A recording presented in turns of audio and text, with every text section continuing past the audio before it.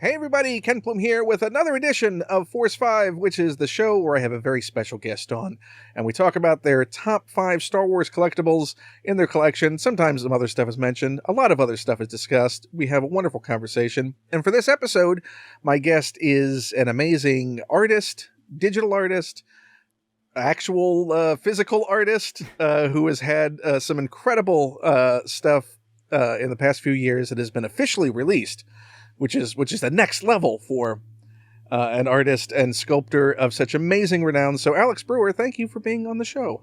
Thank you for having me, Ken. I'm super happy to be here. I don't get to talk about Star Wars all that much, but I am a fan, and well, you're now like the Marvel and Ghostbusters guy. Yeah, I know. Yeah, it's truly like an embarrassment of riches. I'm getting to work on all my favorite properties growing up, but not Star Wars thus far. Yet. Yeah. Always yet. How much of everything that's happening? So for those that don't know, so you've been doing these amazing digital sculpts that you've been sharing over the past few years on social media, and somehow that got the attention because they're smart, and they noticed how good they were, of the folks at Mondo, who decided out of the blue that after a long gap of producing any sort of figural work that they were going to get back into it, really back into it. Yeah. And dove whole in. And so you, and there's a bunch of other sculptors that are working there as well. But you have been one of the chief architects of realizing their X-Men animated line, the Ghostbusters, the real Ghostbusters line that's about to come out. Yeah. So how weird of a journey has that been? It's been a crazy journey, because I've been a huge fan of, an action figure collector, fan of comics and cartoons and animation my whole life. I've always been really into this stuff, really into the behind the scenes too. Like I'd always, try to figure out like who was actually making this product at the toy companies and whatnot. And, but I kind of never imagined that I'd actually end up doing it one day, but yeah, all credit to Hector Arce, art director at Mondo. He saw my work on Instagram, and he reached out and he said, I had done some X-Men figure concepts, because I love X-Men. And he reached out to me on Instagram and said, this looks great. Like we're doing a similar project. We'd love for you to do some work for us. And I mean, just like that's, all credit to him, looking at social media, looking at what fans are posting, what the toy community is posting, and taking a chance and saying like, yeah, I think, I like what this guy's doing. And I interviewed with them and everything. And I had already been doing some professional work for the Four Horsemen. So prior to Hector reaching out to me, Eric Cornboy Mays, one of the legendary Four Horsemen, one of, the most renowned sculptors in action figures for many years, he reached out to me after seeing some of the work that I'd posted. Sort of first to kind of buy some of the sculpts for customs, and then he said, would you ever do you work professionally? Would you consider doing some work for us? And so that was really my first foot in the door gig. Because it's also, there's nailing a sculpt right, but then there's complicating it with articulation and still maintaining the fidelity of that sculpt. Yeah. No, it's true. And I had to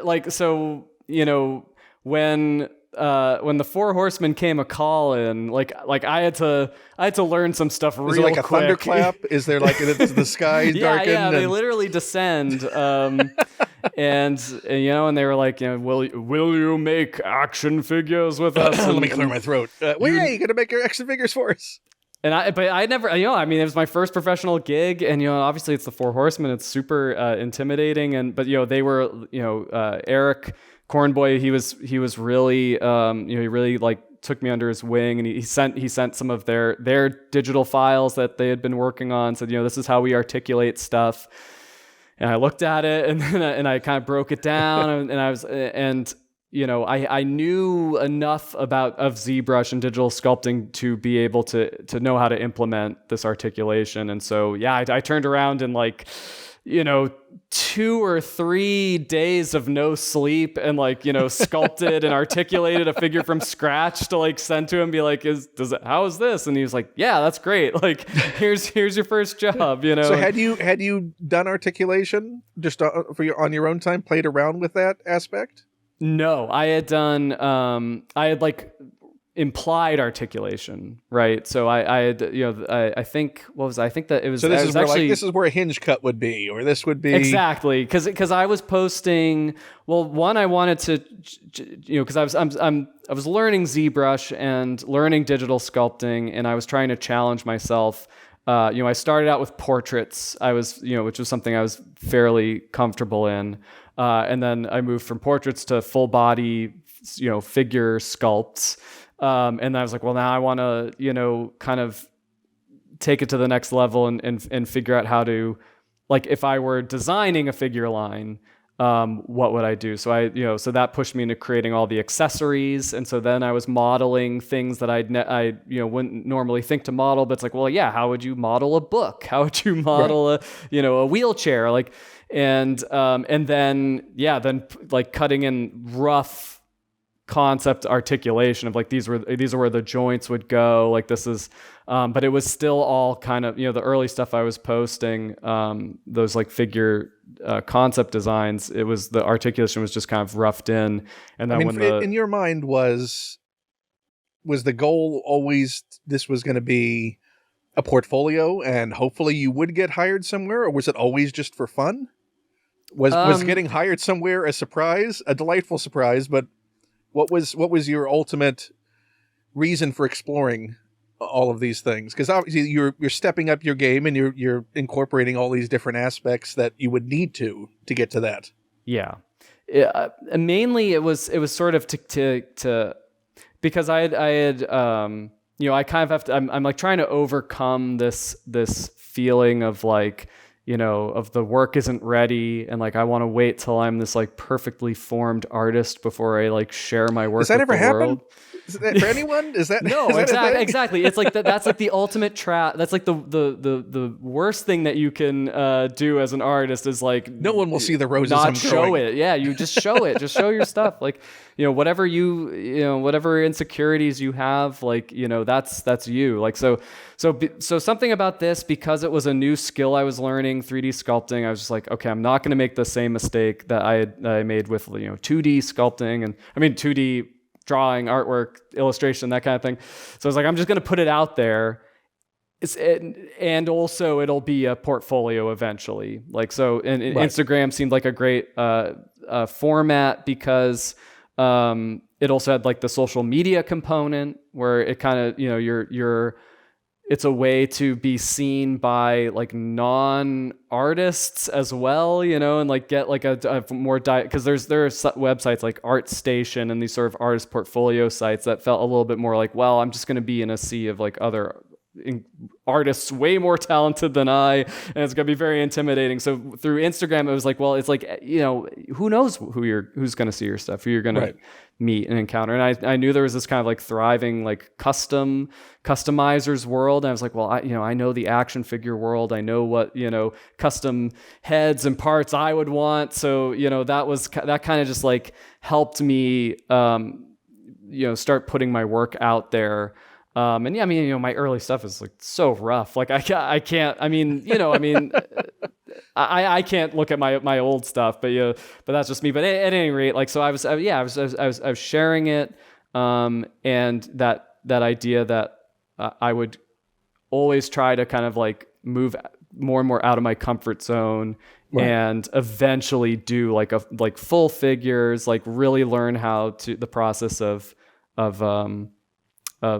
making an action figure. But it really, in terms of articulation and the nuts and bolts of it, I mean, I had tons of figures, but I wasn't like taking them apart and, like I didn't really like fully understand the mechanics of it, but just getting those digital files from the Four Horsemen of like, look, this is how it all really works. This is what the clearances are. This is how the joint function. That was like a huge unlock. And I was like, oh, that's how it works. Well, clearances, what material is it going to be realized in, and how does that affect? Yeah, that's a big component too, because especially early on, sometimes you kind of like assume that it's something that, a piece is going to be a soft plastic, but then it turns out to be a hard plastic. And it's like, oh, that leg can't go up as far as that keeps snapping. Why does that keep snapping? Yeah. So these are the things you learn along the way. But I think one of the most remarkable things when I discovered your work a few years ago was that, there's great sculpting, and there's great sculpting in someone's own particular style,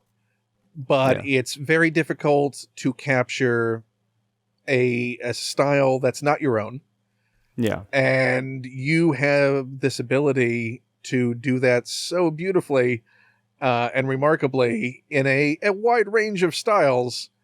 And that, for me, I was always the kid with my collection that was always disappointed that it didn't look like the cartoon. Yeah. It didn't. Right. This isn't right. This is, and obviously that's even pushed beyond maybe they didn't get provided with final artwork. Maybe this was an old design that they got access to in the process. For sure. Like sometimes the toys are clearly based on like early model sheets, because the way the toy production works, it's like, well, we have to sculpt these toys before the art is finalized on the show. And so, a lot of times you do get those discrepancies. Or just like, that's not the Doctor Doom I know from the comics with his Secret Wars figures, so I'm going to sew my own costume on him and put him in his... Yeah, so things like that. I was totally that kid. I was, like all my figures were customized to look more like on the show. Like or just paint ops that are missing, or those little things where you go, it's not quite right. Drawing pupils on your Ninja Turtles. I've had bad experiences with trying to draw people. Never try and replace pupils on a Star Wars figure with a ballpoint pen.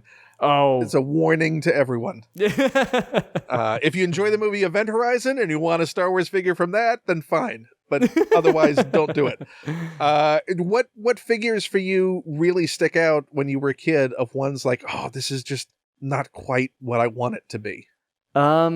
Oh, that's a good question. It's, I mean, I can't remember specific. Like I remember, pulling, like the Playmates Star Trek figures had a little pouch to like holster their tricorder, I guess, is what the intent was for. But like that wasn't something I ever like remembered seeing on the show. So I just like so it's strictly a play feature. Yeah. And it drove me crazy that like Riker had like a ripped shirt, like that immediately comes to mind. That was at Frakes' request. So yeah, right. Yeah. No, exactly. But it was very Shatner of him. But I can't think of specifics now, but do you remember when you started doing digital modeling? What was your priority? Like, what was the thing you really wanted to tackle first and get it as good as you can because it was important to you? Oh, like Bruce Timm, Batman. There were two things that were like kind of like my mission early on. It was Bruce Timm, Batman the Animated Series style, and Jim Lee X-Men, because I never really like seen that done quite like what I was like hoping for, and I knew it was like a big challenge, and it was I was prepared for it to be like to find out that it's like an impossible thing to do, because it's like it's so 2D, so stylized, and a huge challenge. It's like Mike Mignola art or something, like trying to recreate that in 3 dimensions. But it wasn't as hard as, I mean, it was hard. It's really hard. And my early stuff was like, oh, it was awful. But it was like enough that it gave me a little bit of confidence to like, well, it's not there yet. But it's approachable. I feel like I could at that get point. there. And I wanted it so bad. I wanted it so bad to be able to like render that stuff. What was the character in 3D. you wanted above all else to be beautifully realized? I think, for me, it was like early on. It was a Batman Batman the Animated Series, Bruce Timm style Batman, Harley Quinn, and Clayface. Those were kind of the three. So you got your wishes on all of those. Yeah, I mean, with an official release. Everyone but Batman. That's still just my. I have like a little. I have a fan art Batman, and it is something that I like kind of obsess over. Is getting that how many portrait revisions right. has it seen? If you were to go a lot, you know, it's one of those. Some of these things where it's like every now and like, you know, a little spare time here, like I'll go back to it and like and like sculpt a little more. I always see like, what's the aspect you're not quite happy with yet? It's always like proportion things, and part of it too is like, you know, the animation has like inconsistency too. So it's like sometimes you'll see an episode just from studio to studio, whoever may be animating that particular episode, right? And I lean more towards the kind of like the you know, the really kind of like polished Japanese animation style, like, you know, like sort of like the later seasons of Batman the Animated Series are actually like really like incredibly beautifully rendered and drawn. So like I lean towards that, but it's like, yeah, I'll see that and then I'll see a different image and I'll be like, oh no, it's gotta be more like this. So you know, it's like but you also skew towards that early animated series model. You're not going into like New Adventures redesign or anything. Well, I've been attempting that too, you know, but that's like a different thing because that's so abstract and but yeah, it's mainly that classic Batman that I'm trying to nail. But yeah, I mean, it's like, you know, size of the eyes, the you know, the size of the chin, you know, it's just like it's several months go by and I look at it with fresh eyes and it's like, oh, I want to do that. So, you know, has any of the versions that you've done, have you printed any of them to see how they look in actual physical form yet? Just as a trial? Yeah, I have not. Printing, I'm quite bad at 3D printing. And it takes up a lot of time that I just like, I don't have. You know, it's like I need to be able to do something. If I'm gonna do like, you know, extracurricular thing, like it's got to be like quick, because like I just, you know. But that is something that I want to work more into my workload. Sort of prototyping, physical prototyping. My work process. Because I mean, like, you know, we do eventually get 3D prints from the factories, and that's usually the first time you see it in 3D, and that's before you commit to tooling and that sort of thing. So there is like a 3D print phase like built into our pipeline, but just for myself, that's something I would like to get more in the habit of doing regularly. Like some of the other Mondo sculptors, like Tommy Hodges and Brandon Gash, like they'll regularly print their stuff. But I need to figure it out. I need to get a better printer. I need to you know. So any printer company that's watching this right now who wants to send a printer to Alex, he'll share it. It'll promote. It'll be the best thing you could do. Yeah. Because the thing about like my experience of printing is like it's like 7 hours go by and then I find out that it failed and it's like, and now I have to like clean up the whole thing. It's like so much nothing like cleanup. Waking up to spaghetti. Oh yeah. I mean, yeah, it's not good. Particularly when you're dealing with fiddly bits. Resin worries me just because of all the issues with resin and how. Oh, totally. But I think but that's kind of like what I'm locked in, to get like the detail needed. Like resin is the way to go. But it's like toxic materials and like and the problem is that if it sticks to the FEP film, like that's what causes a print failure. And it's just I haven't like taken the time to like really figure it out yet. But so you just need a printing partner you'll send the thing off to, and they'll deliver the print back to you. You don't have to think about it. Someone who knows what they're doing. Yeah. No, that's at least, maybe I'll take, that's the baby step I'll take in between. So what was the first sculpt you did for Mondo that you saw in actual physical form come back like that? It was Magneto. Well, in terms of like seeing the 3D prints, I can't remember what the first one was, but initially for Mondo, I worked in a freelance capacity, so I wasn't seeing any of the like early stuff. I would just see the final product of the figure. They just come back to you with notes and go, "This is what we need tweaked." Yeah, exactly. So, but by my first my first ever figure for Mondo was Magneto, the 1/6 scale Magneto, followed very quickly by Jubilee. I kind of did both those at the same time. Did it surprise you? Because you had been on social media, you had been sharing your sculpts, people were loving them before all this happened. So Yeah. how surprising was the positive response to you when maybe even people outside your circle who were just in Mondo's circle when these things were announced, or just in the wider toy world saw these things? Like, who did those? Those actually look like the characters. That's never happened before. Every part of the process is like, or every step of that way is like terrifying, because it's like you do your thing and then it's like gonna be, you're always just like, oh God, I hope people like it. And that's past Mondo approval, Marvel approval. Yeah. And for me, and luckily it's been like a fairly smooth ride, it's like, and fans are so kind when it comes to if there's issues with things.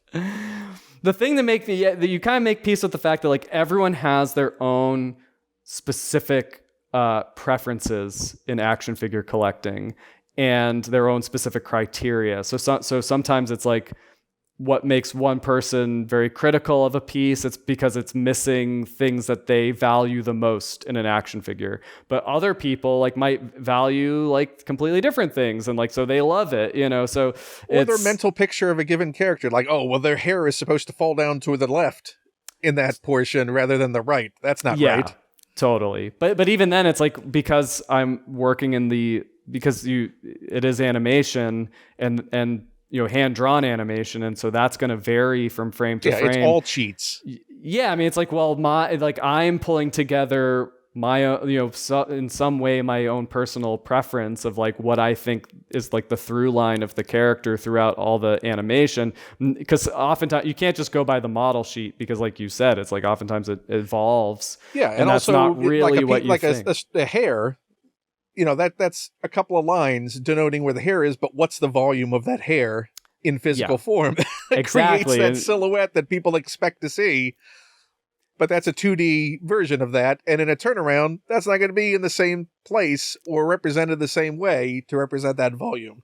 For sure. And there are certain like iconic keyframes where it's like, yeah, okay, like, you see that image everywhere, like everyone remembers that, like that is a really well drawn version of that character. And I'll try to always kind of start there. But even then it's like, well, that's got to work in 3D, and that's just drawn from one angle, and you need to be able to interpret what that's going to look like. And sometimes it is a matter of like, well, I have this image of the character in profile and this image of the character in a 3/4. What shapes can I make so that this thing looks like that from all those angles? But it gives you a little bit more, I think, creative freedom than, say, like doing a likeness of an actor or a real person, where it's like, it's either right or it's wrong. Right. That's much more stressful, because people can say, look, that's not, because you can take a kind of refuge in stylization. Yeah, exactly. It has a lot more leeway, as you say, than people know what a human face is, and they know what a famous human face is. Yeah. And you can put it side by side and say, that changes from frame to frame. That's expression. What's the expression lighting they're doing? Yeah, I think maybe they don't look the way you think when they have the smile that this thing is going to have. But that's how they look when they smile. Absolutely. Like the latest example is David Cornsweet, the new Superman. So like every company released like figures of him, and they all look different, and everyone's like, it doesn't look anything like that. It looks more like this actor. It looks more like this actor. But then you see the movie. Well, I'm glad we got a Christopher McDonald figure. Yeah, me too. Just in time for Happy Gilmore. That was the first thing I saw. Great. I was like, yeah, about time. Like I love Christopher McDonald. He deserved it.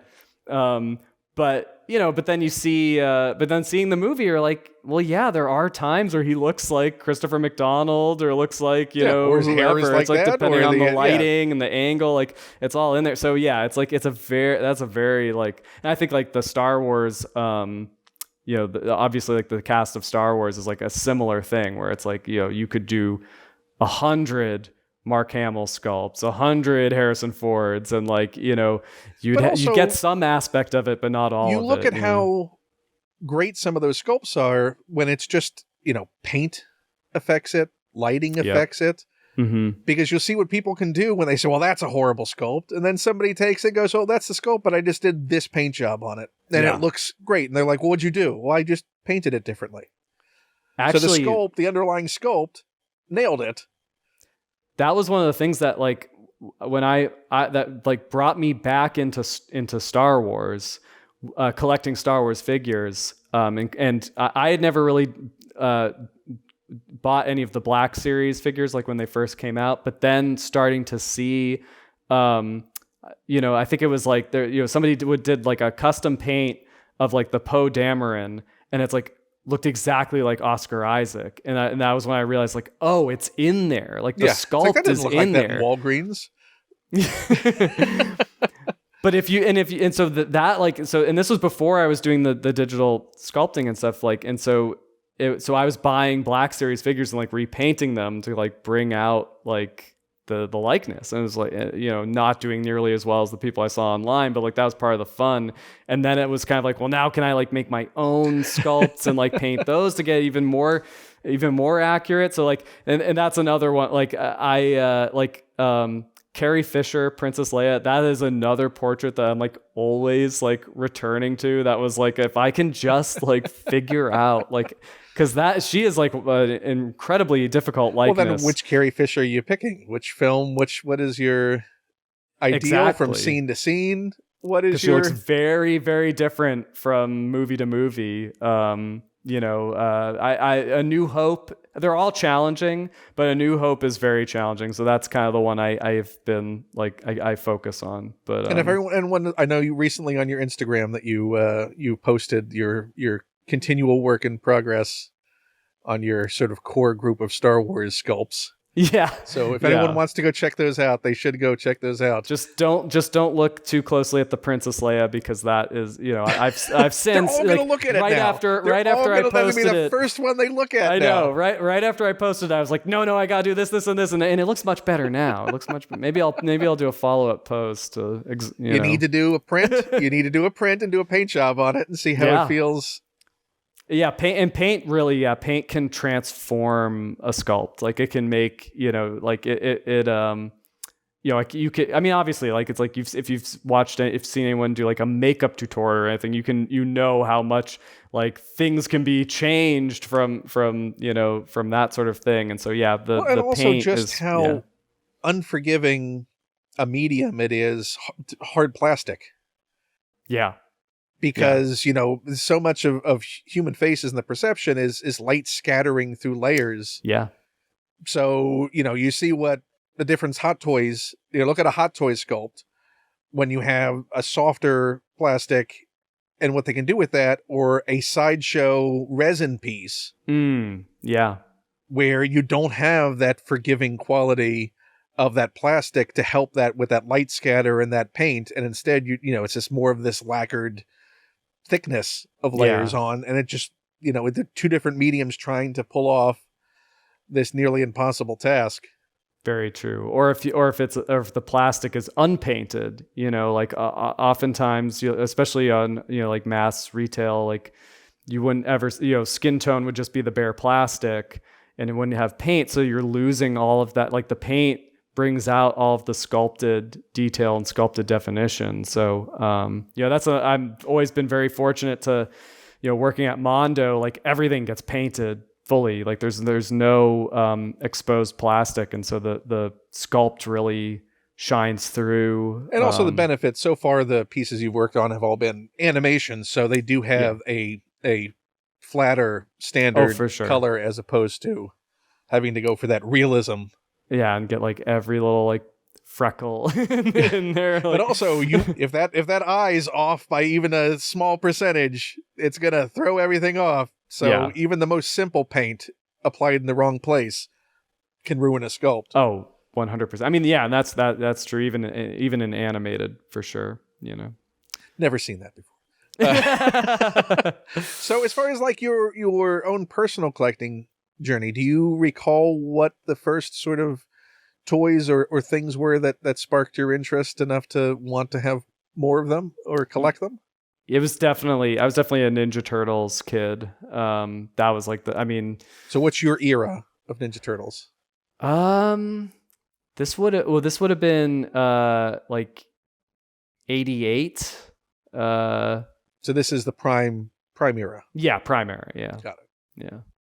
So, obviously, speaking of fidelity to the animated source or any source, those Playmates figures were not that. Oh yeah, no, totally. Like again, like as a kid, it was like drove me crazy. It's like what, like they're all different colors, like, and they're like I used to cut the belts off of Leo and Donnie because they didn't have the like straps in the cartoon. So I like like now I like regret that. I mean, it's like, does everything have to be like the show? Yeah. Listen, going back to Real Ghostbusters, it always bothered me the scaling issues and to never have a proper Slimer. Oh yeah. In that. Yeah, oh, for sure. I mean, I think so. My Slimer, my childhood Slimer was, I don't know if you've ever seen it. There was a pencil topper of the firehouse, and on top of the firehouse there was a little spinny Slimer that was about that big. And so I chopped that off the little white post that was on the firehouse spinner, and that was the Slimer that went with my set. Perfect. But yeah, all those things were bothersome. I think my Slimer was there was like a Screaming Heroes ghost it was like a green plastic ghost, and it was kind of the right size, and it kind of vaguely looked like Slimer, but it wasn't Slimer. I know that now. I think he had feet. I think there was a whole set, because now I'm remembering on my desk the one thing. The Slimer I think I have somewhere, but this is the pencil sharpener. That's so cool. That's amazing. So this is my childhood pencil sharpener from that set. Man, I love that.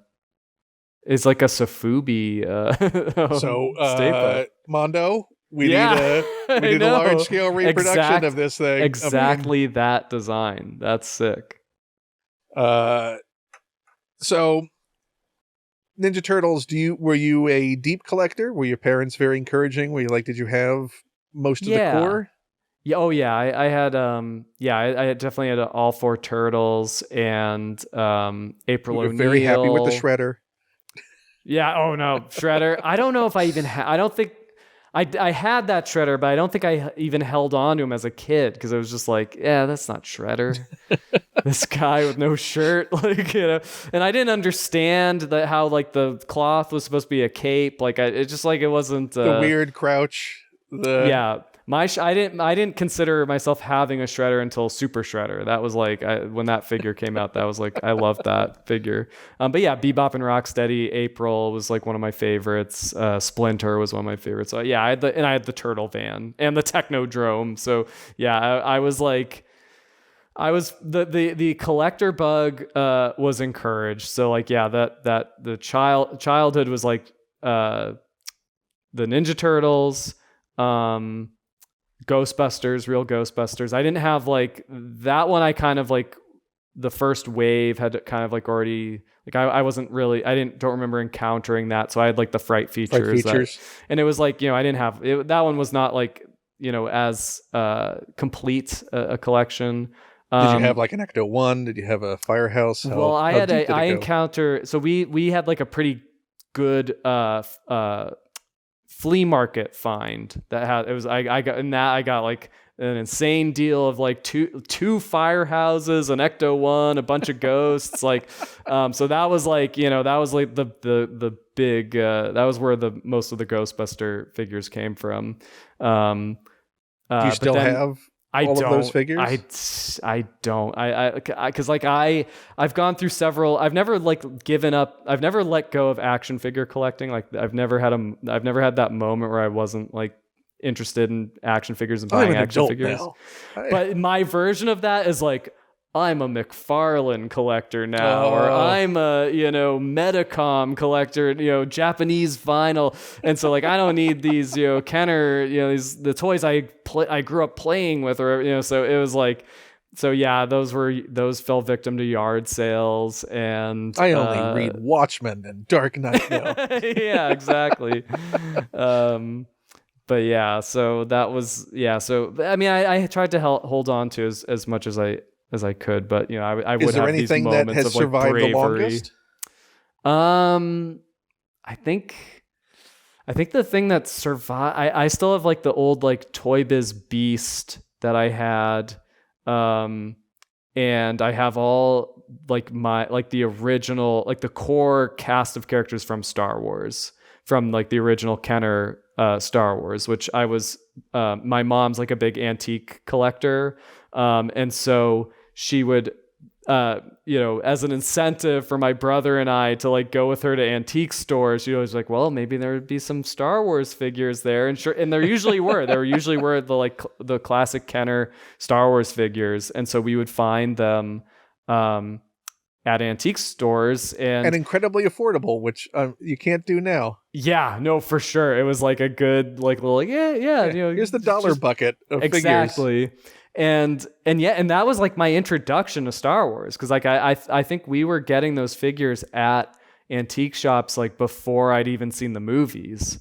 And it so was for you, they were just cool figures. They it was more than that, because they were like this mysterious thing. So it's like you aren't going to Toys R Us to get these. Like, this is an antique shop. This is like an older item. This has like forgotten lore associated with it, and like finding out like who, and you'd find random ones too. Like you'd find like the Praetorian Guard, or the Emperor's Royal Guard, and like Re-Eyes, and and Chewbacca, and you'd be like, well, how do these go together? What's the story? And you just like start making your own like story around them.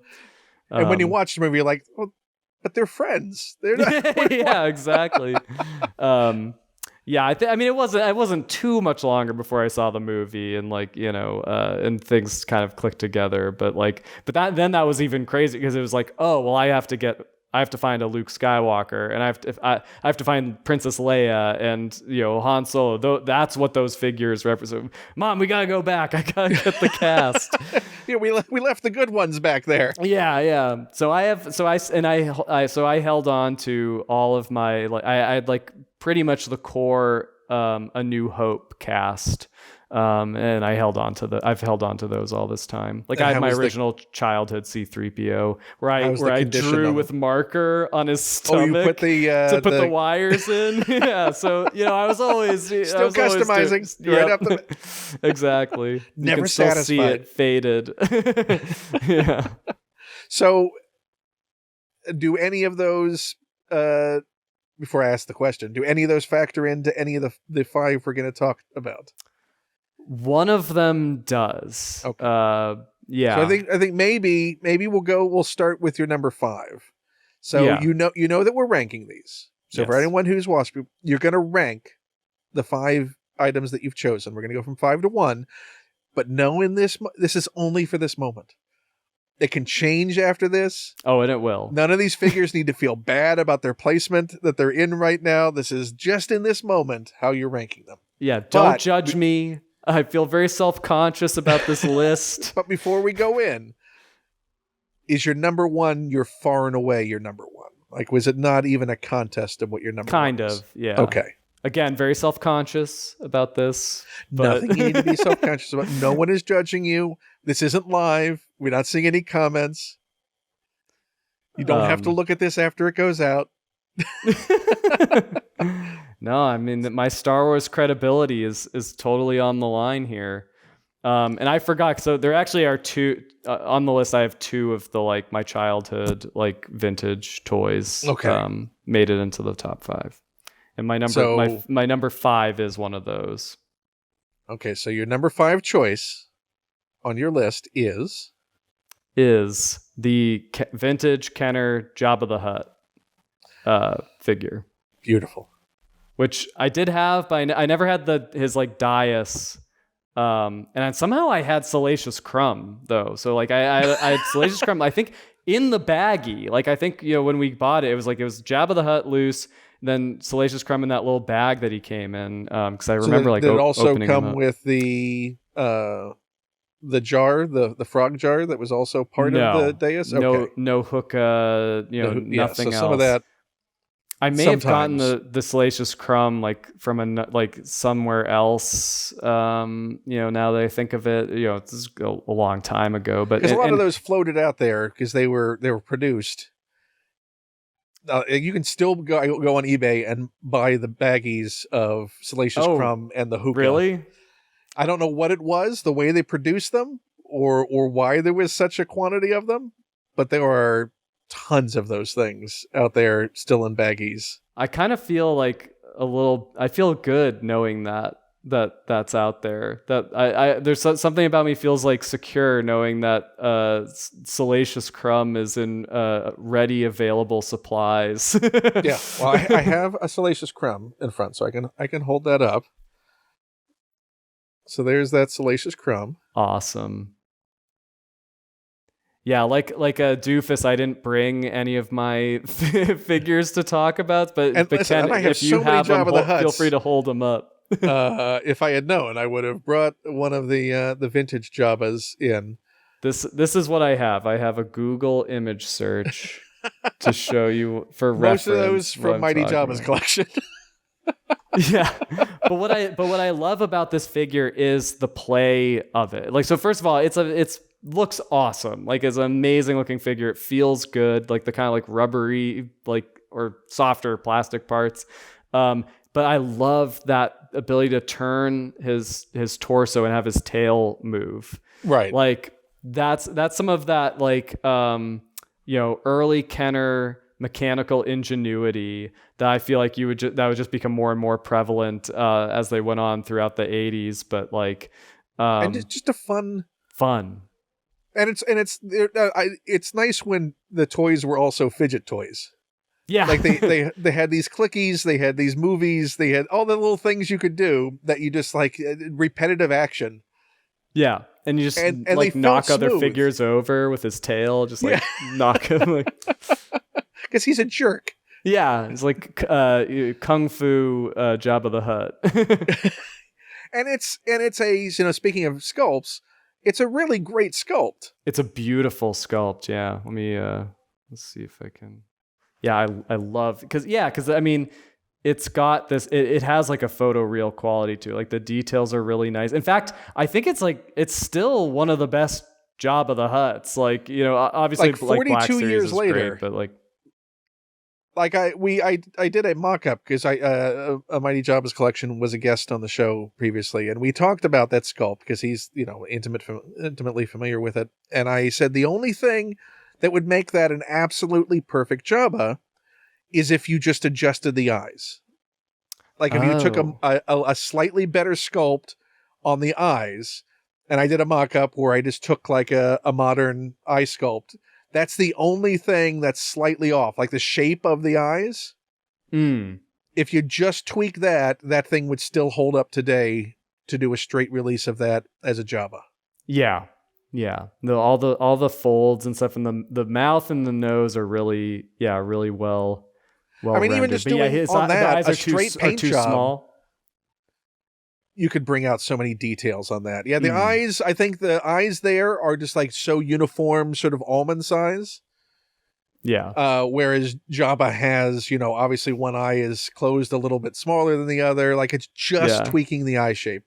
Yeah, and Jabba the Hutt's. I mean, his expressions are just so incredible. Well, he's half interested in what's going on. Yeah, he's is a lot of hookah. Out. There's a lot of hookah use. I don't know what's in the frogs.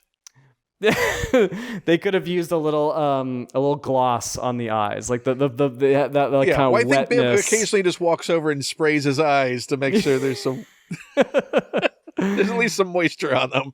Yeah, Jabba the Hutt's one of the best characters in Star Wars, hands down. So that's a figure you still have? You still have the original Jabba?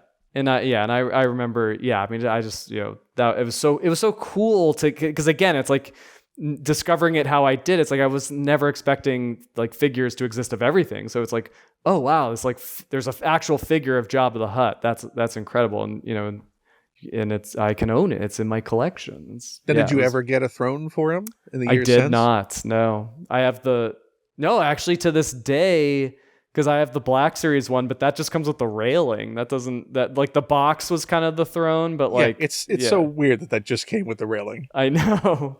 So yeah, I'm still throneless for my Jabba. Need to rectify that. Jabba needs a throne. Yeah, I mean, I need to just like get into the vintage collection and become a serious Star Wars collector. I mean, the Jabba, there's the Black Series one, and then the other one is right there. Yeah, that's the new vintage collection one. Yeah, that's great. Behind the traveling mat.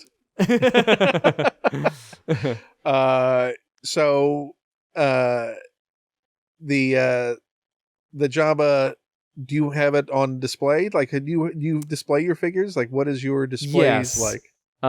So it's I definitely kind of shuffle things. I have space, running out of space. So no, I don't know. That never happens to any of us. So it's one of those things where I think the vintage Jabba, he ended up like on a bureau. And he's not with the other vintage Star Wars. Because anywhere's a throne for him now. Yeah, no, exactly. But but yeah, I have those little Kenner, like just the A New Hope cast. It's 3PO, R2D2, Luke, Obi-Wan, Leia, Han, Chewie, Darth Vader, and the Death Star officer. No Obi-Wan?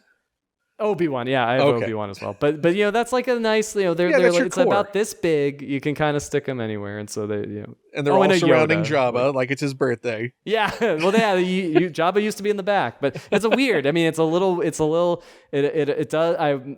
does kind of zap my OCD to have A New Hope cast members with a Return of the Jedi character. Maybe it's a reunion special. We don't know. Yeah, we don't know. Yeah.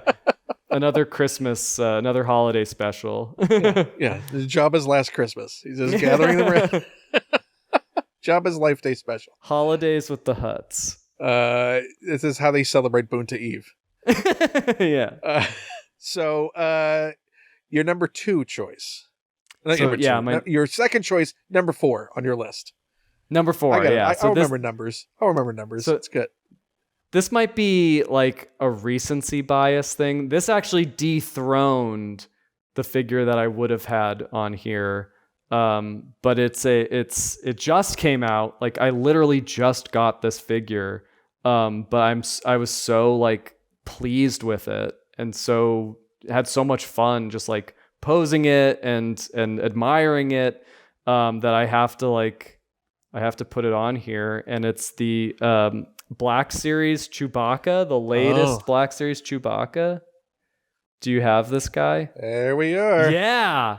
So there you go. Like, see, like it's Chewbacca, right? But the articulation is such that you can get him in such naturalistic poses.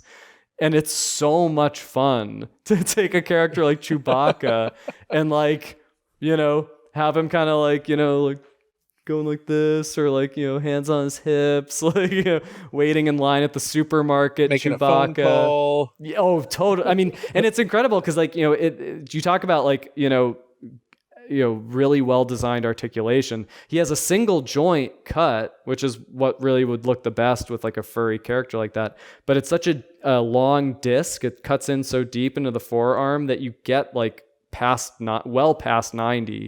Yeah, you can see the cut there. Yeah, it's really well integrated. And the sculpt is just great. Like the hair, like has such a realism. Like it's and the face too. Like I thought that the previous Black Series Chewbaccas were good, but this none one of them were horrible. Yeah, none of them are horrible. For a while I thought like the SH Figuarts one was like the best. I kind of liked the body proportions on that one, but it just like it just like wasn't quite right. This is like molecularly perfect to the A New Hope Chewbacca. Yeah, he's great. And he's good. He was getting him in the sort of the Han. Yeah. And the fact that he can actually hold his bowcaster. Yeah. Now. Yep. It's really well built. Like the little crossbar clicks in nicely. The other one, it would fall off all the time. Well, and just gluing down his bag, like the shoulder strap. Yep. And having that, like, you don't have to worry about it. But boy, talk about just how much range of motion. Yeah. His head too. Has. It's like that beard doesn't really hinder it the way you'd think. Like, and yet it doesn't look too gappy or just like they just made it. It's just a really satisfying. I mean, to get him to look down when he has that amount of hair. Yeah. Yeah. No, it's an impressive figure. And I think they've it's probably what their like 20th Chewbacca that they've made to still kind of be like, okay, I think we can still do better. Let's know that it's still worth exploring. Exactly. Now, did Han make it onto your list? Because I'll hold the Han up in case it did not. You can hold it up. He did not make it onto my list. Okay, but there's the new Han. Yeah. I was really looking forward to this Han. It kind of didn't live up to my... It's like 90%. Yeah. Because the likeness I thought looked good in like the preview images and stuff, but I don't know, I don't know if like the eyes, if it's just mine, the eyes are definitely too close together on mine, and it's like completely throwing off the. But then I wonder likeness. if that is, again, talking about that paint application, like if that just is a tweak. Yeah, because you can certainly move those pupils and those eyes slightly further out in a paint job. Yeah. But my repainting days are over. But I'm not. And also, the hair being an issue too on some of these things is that, and talking about just how human hair is, and from scene to scene, you're having to lock in a volume. Yeah. In a sculpt. And he has very like poofy hair, so it's like if you start putting in a lot of details and hard lines, it's going to start feeling like very heavy and stone-like. But if you don't put in those details, then it's gonna feel like plastic. And just the nature of the plastic, you don't want it snapping. You can't have breakage, so it's gonna have to be a lump. Yeah, at a certain point, and have a density to it that a human head wouldn't. And I think this one gets it's the best attempt at the hair I've seen thus far. I think that, again, also at this scale, the hair has to be a separate piece, and you're going to get like plastic swelling. And so it's like, it's going to always kind of feel a little bit like a wig, that's on over him, like, as opposed to like, a Hot Toys or 1/6 scale where you can really like, the wall get those thicknesses. Finer details. Yeah, that you would exactly. lose in a smaller. So my kind of that Han Solo kind of like, to me, like and I also have the Luke and the Leia, and it kind of demonstrates to me like where I'm at with Black Series, where it's like I don't know if photo real is the way to go, if this is too small a scale to really like I mean, I know that like InArt just put out an amazing photo real Christian Bale at 1/12 scale, but I think at like with this kind of more mass retail process, like I think I'd almost prefer like a more stylized or comic booky rendition that just reads. I don't know. I don't know quite where I'm at with it. I mean, here would be my wish, and maybe get the license over to let's say Amando for this as a unique line. I would love to see the Clone Wars style, that animated style, come back into releases. Yeah. Because you look at some of the sculpts that they were doing when they were actually doing the Clone Wars stylized sculpts. Yeah. And those figures are pretty incredible in capturing that animated look. They read really nicely from a distance, at a smaller scale. To bring that back in as a thing that's released, we've seen it touched upon. There were the statues that were released a few years back. I forget the company that did those. That did Ahsoka, Obi-Wan, and Anakin. Sideshow? No, it starts with a K. It was a Japanese company. Oh, Was it, Kotobukiya or or Kobashi, or I don't Mhm. want to mangle the name, but Yeah. yes, the very nice statues. This is going back 10, 15 years. Okay. And then Sideshow did the 6 scale cloth good version of Anakin, Obi-Wan, Yoda, Ahsoka, and Cad Bane, I think was the last Yeah. one that they did in animated style. And then Gentle Giant was starting to do or they were not starting to do, they were doing the busts. Mm. But who knows what's going on with Gentle Giant Yeah. in all of this now. Yeah. So it seems like there might be a market for some really nice, just the animated style releases Yeah. of figures, whatever scale it may be. But I would love to see that style come back I would certainly and love realize that that too. way.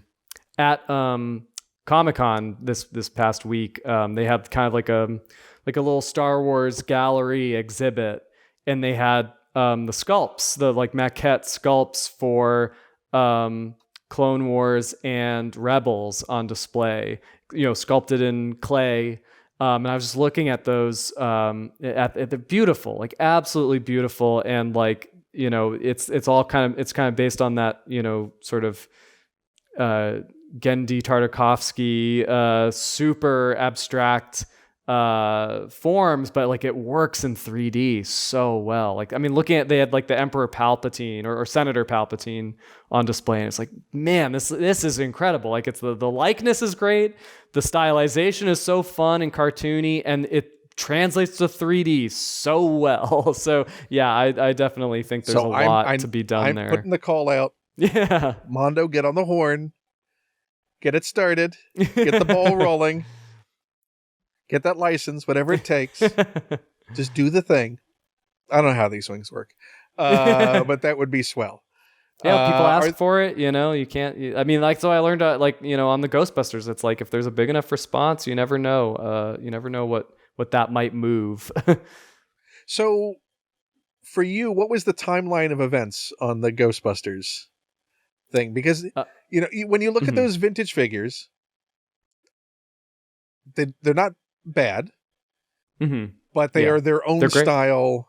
That's not a great fidelity to the animated series. It's sort of like just adjacent to the animated show designs. It's enough to I get it, and it's fine, and I accept this. Honestly, as a kid, I was more annoyed by the fact that you couldn't take out those Neutrono-One effects. Yeah, for sure. Well, I talked to people that just would break them off. It was a common thing. For me, it's like, not the collars on the jumpsuits not being painted. It's like stuff like that. I mean, the figures themselves actually, like, they kind of in some ways are like more. They put in more details. There's like more wrinkles to their jumpsuits, and the faces look more, the hair has more definition. The faces are more, have a little more realism, I guess, in them. And because I'm not fully up on the visual development of the show. It would not surprise me, back to that thing that was mentioned earlier, if there was perhaps a more detailed design that hewed closer to what Kenner used as a basis for those initial figure designs. Yeah. Well, the figures they made a went, listen, we need to not make this as detailed for the animated show. So let's knock some of those lines back and some of that detail back.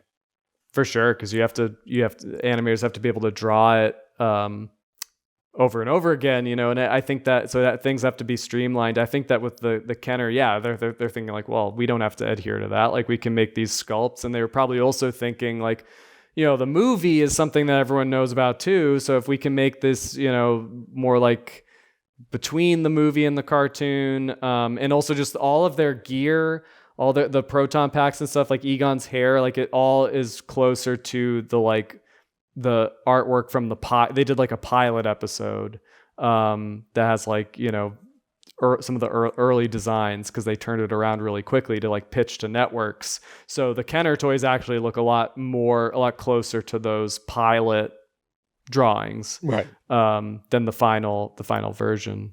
Yeah. So that'll be the next releases. Once the core group is done, you're going to go back and do the pilot designs as a release. I'm always thinking about, where we could take this thing and what's left to do and what people want. People have to want it. People have to. There has to be the demand for it. Yeah, I mean, totally. Totally. Yeah, we got fun stuff. We have fun stuff planned. But yeah, I think it's part of the original Kenner toy line kind of doing its own thing aesthetically. That's certainly left an itch to be scratched of like, well, the cartoon designs are so cool. I felt like I like really understood how those drawings would be interpreted in 3D. Again, you have like some of the most talented Japanese animators in the at the time in the 80s, like working on this show.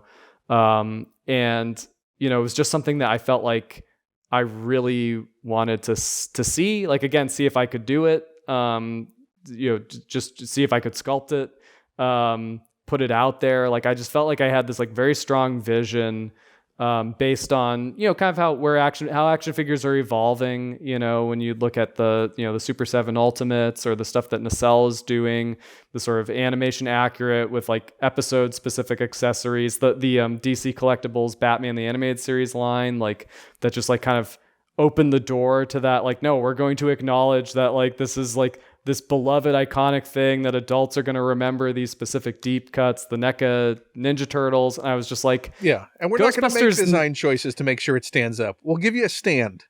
Yeah. The legs are just super thin on this character. So we're going to keep the design what it's supposed to be. Yeah. And we're going for fidelity. Yeah. To the source accuracy, material. Rather than it's a collectible. It's not an all ages toy. Exactly. And we're not going to worry about whether or not like we include an alternate head that makes, the average, Target shopper kind of be like, why is this here? Like, no, it's like fans are going to know hazard. It. So yeah. What's that? And everything's a choking hazard. Yeah, right. Yeah, exactly. Like, yeah, things have evolved past that point where it's now more of a direct communication with the fans. I felt like Ghostbusters absolutely needed to be among all the brands that are being revived like that now. Real Ghostbusters, like, But again, you just 80s did cartoons. So this was on your own time that this started. Yeah. Mm-hmm. Because I again, it's like it was sort of, I had this thing in my head and I was like, you wanted to know if it was possible. Yeah, I knew it would just be like, gnawing away in there if I didn't like kind of just try it, I took it was basically, I did the stuff that I showed in the initial Instagram post. That was like, that was October and it was like working on the weekends. The weekend would come and I'd be like, okay, can I get Fright Features Egon done in this time, and like trying to doing the some of the pack-in ghosts I was like getting down to like I could do it in like 2 hours or whatever. They're rough, it's not right, like, because I knew that it's like, well, this isn't really going to be so much of my job is like fine tuning everything and making sure that it's like good for production and that, it's in their articulation and like making sure that every line is like, smooth and polished and perfect. And, it's all like kind of that stuff. But if I just, if I'm just sculpting for me, and it just needs to look good for Instagram, it's like I was able to get my idea out there in a relatively short amount of time. And I posted it on Halloween and I remember I was like, Hasbro was like, they were building up to a big HasLab announcement. So I was like really like in a Ghostbusters mood at that time. I was like really hyped. And I was just thinking like, oh man, I hope that it's not like a real Ghostbusters thing, because like I don't, then I won't obviously post I don't want to step on anyone's toes like that. But yeah, no, I just so it just like worked out for Halloween. I posted it. I didn't know, I wasn't used to my stuff getting getting that much like of a response or that much visibility, but like I've never gotten like so many DMs from posting those Ghostbusters and people just So being break like, it down. Was it, so there was, is this real? How can I get this? Yeah. Can you send this to me? Yep. What were the other ones you got? Yeah. Yeah. It was, Did you do this? That's going to be in there too. And a lot of just like, thank you, sir. Like, thank you for making this happen. Look, like, it can be done. Yeah, no, I mean, people like it's something that, I mean, we're spoiled as toy fans. Like there's very little that has not been, done at this point, reinterpreted or, executed on a very high level. But like Real Ghostbusters was definitely one of them. And yeah, like, people, it's one of those things where it's like, kind of like every year I expected to see like an announcement about it or something. And it was just like enough time had gone by. I was like, how is this not going to happen? Like how, it's got to happen. Like I'll do it. Like I just have to put it out there. If nothing else, like maybe it'll inspire somebody to make them or whatever. But yeah. And it did. It did. Yeah. It's because like, so how quickly did you hear something? It was like the next day. Like, cause I think, it was during the week. I think Halloween fell on a weekday. And so like, yeah, the very next day, like at work, everyone's like, what did you post? Like, what is this? Like, what, we have huge Real Ghostbusters fans, within, Mondo and Funko. And they were just like, they were as excited as anyone else. And they were like, how do we make this happen? Let's make these a reality. Let's do what we can to, and yeah, I mean, it's been a ride, since then, but like, yeah, it was just one of those, something I didn't expect. I was just kind of like taking it one step at a time, and now it's a real toy line, and it's, I mean, above and beyond even than what you had started out with, the fact that it's not just this, but also iconic ghosts from the show. Yeah. Exactly. That are coming with these and those deluxe editions. So this was not just tackling the 4 Ghostbusters and then you're out. Yeah. No, I mean, and credit to, because again, we'd always heard that it's like, kind of the story with Ghostbusters lines tends to be they make the 4 guys, and then, maybe you'll get a Slimer, maybe you'll get a Terror Dog, maybe, and then maybe a Stay Puft, but then it's done, Right. And the real Ghostbusters certainly has so many incredible ghosts, and the nature, the spirit of the Kenner toy line, the spirit of that cartoon is like unbridled creativity, just like, the craziest designs you've ever seen, scary things that traumatize us as kids, and have like been lurking somewhere in the back of your subconsciousness of just like yeah, that thing is so crazy. Which the original toy line didn't explore at all. The original toy line? Yeah. Like you didn't get any of those show ghosts. No, but they had their own kind of crazy ghosts in that, which were more informed by the sort of toy ecosystem that was going on then. Yeah. Like you could drop most of those ghosts into the Ninja Turtles line and you wouldn't bat an eye. Totally. No, totally. But there was a freakiness, a creativity in all those, in all the 80s cartoons, toy lines. And I think, yeah, so even though there wasn't a lot, Kenner did their thing. For the most part, I mean, some of the Kenner ghosts show up in the cartoon, which is pretty cool. But I just feel like there's like a sort of general Ghostbusters cartoon aesthetic, ghost aesthetic that just makes for great toys. And so yeah, that was music to my ears when, because that was something that like, Hector and Peter Santamaria and myself, that we all were like, we got to do ghosts as well. Like, that's just, and we didn't know, we got, the post got a big response, but like it was a new line for us. We weren't completely certain how it would perform, but we decided to, say, yeah, it's going to be a Ghostbuster and a ghost. a ghost villain. And yeah, and the response has been great. The support's been great for the line, and yeah, we just want to do as much as we can with it. So do you feel in what has been announced that as far as the boxes you wanted to tick personally have been ticked, or is there, and you don't have to say what it is, but is there a ghost or a character floating out there that may not be hasn't been announced, or you haven't started working on, that you're like, I just want this to last long enough to get this? Totally. I have many boxes yet to be ticked. I mean, part of me does feel like it's like, well, I'll feel good getting the 4 Ghostbusters, Janine, and 4, big villain ghosts and a bunch of small ghosts. Like, I feel great about that.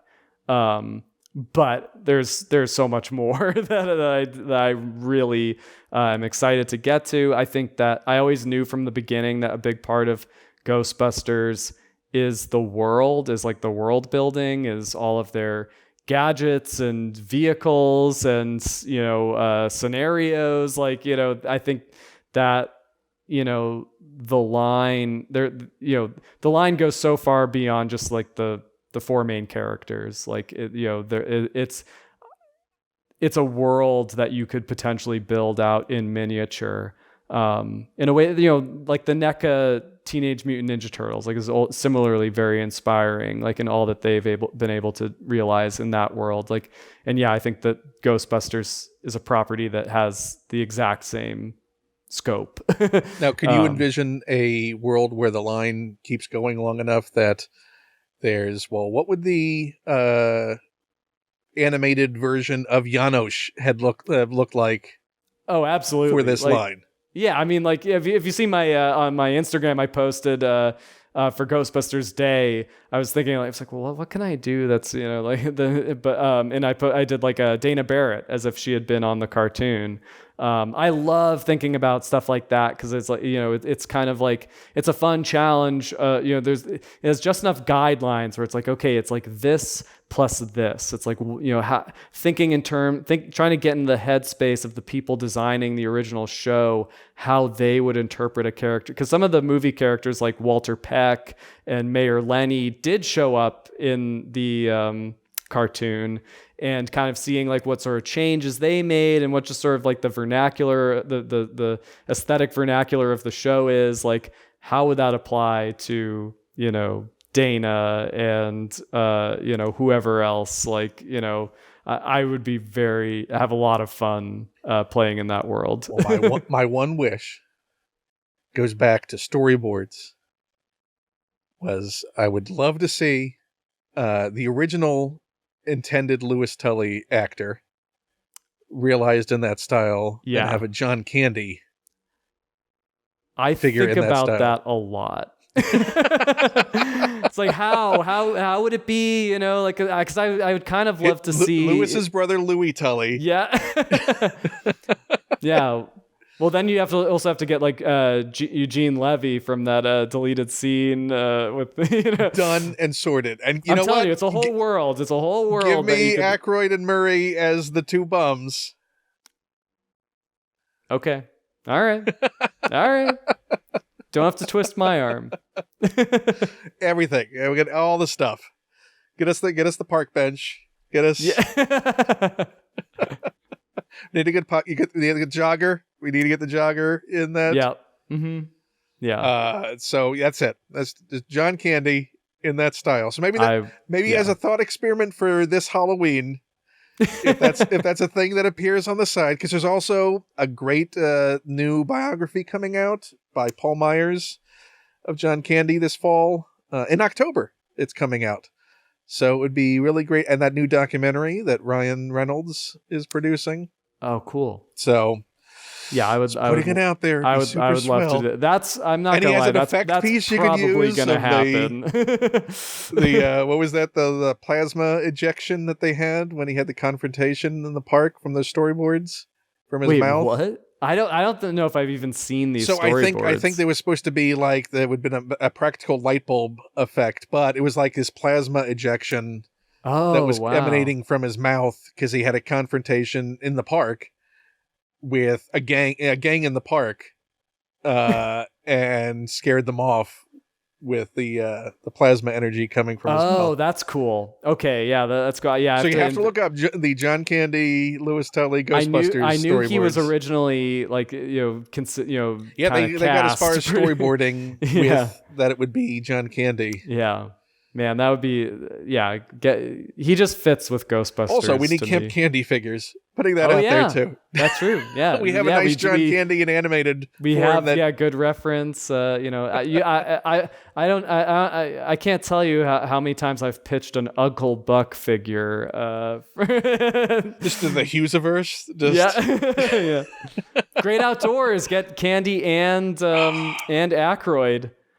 and the steak. The steak is an accessory. Yeah, And you have two actually, versions. Also, you have just the gristle. I mean, that would be fun to do. Like, if the Great Outdoors had gotten like a weird '80s toy line, kind of like the Police Academy Listen, style. the great outdoors would definitely have been adapted into an Yeah. animated show. First, yeah, I don't know why it's and I don't mind saying this out loud because if somebody makes that happen, like power to you. Like I'd Would love love to it. see it. Yeah, but then we're getting dangerously close to like a Nothing But Trouble animated series. Yeah. Yeah. We have to be careful about what we wish for. As a kid, I thought that every single live action movie had a cartoon and vice versa. Because I remember I watched the Back to the Future cartoon first, and then one night my parents were watching TV, and I came down. I was like, wait a minute, this is Back to the Future, but it's real. What is? And I was just like, every cartoon has a live action show. It is astounding. Yeah. Cartoon toys. There's a Rubik's Cube. Yeah. I mean, yeah, it's Yeah. the and a lot of those unrealized in any toy form. It reminded me of one. Speaking of movies that John Candy was in, I would love to see a nice sculpted release in whatever scale of an Audrey 2. Oh yes. Yeah, yeah. I mean, yes, that's another one that I'm surprised we haven't really seen. Is Heck, Little just Shop even of one-to-one Horrors. scale of in the little Maxwell House coffee can, Yeah, that size of it. yeah. No, I love Little Shop of Horrors. Like that would be And had an amazing. animated version that's highly stylized. Yeah, I have not revisited that. Is that Don't. Yeah, I've heard. I've heard that it's not quite the vibe. It's in no way the movie because you can't. Right. So, True. but it is very stylized. Ed Grimley, do an animated from the animated adventures of Ed Grimley. Do that. Have you ever seen I the Ed didn't know. Grimley cartoon? No, Ed Grimley had a cartoon. Oh yes. Oh, look up that design. Look up the Oh my god. misadventures of Ed Grimley. They could only be misadventures, I must say.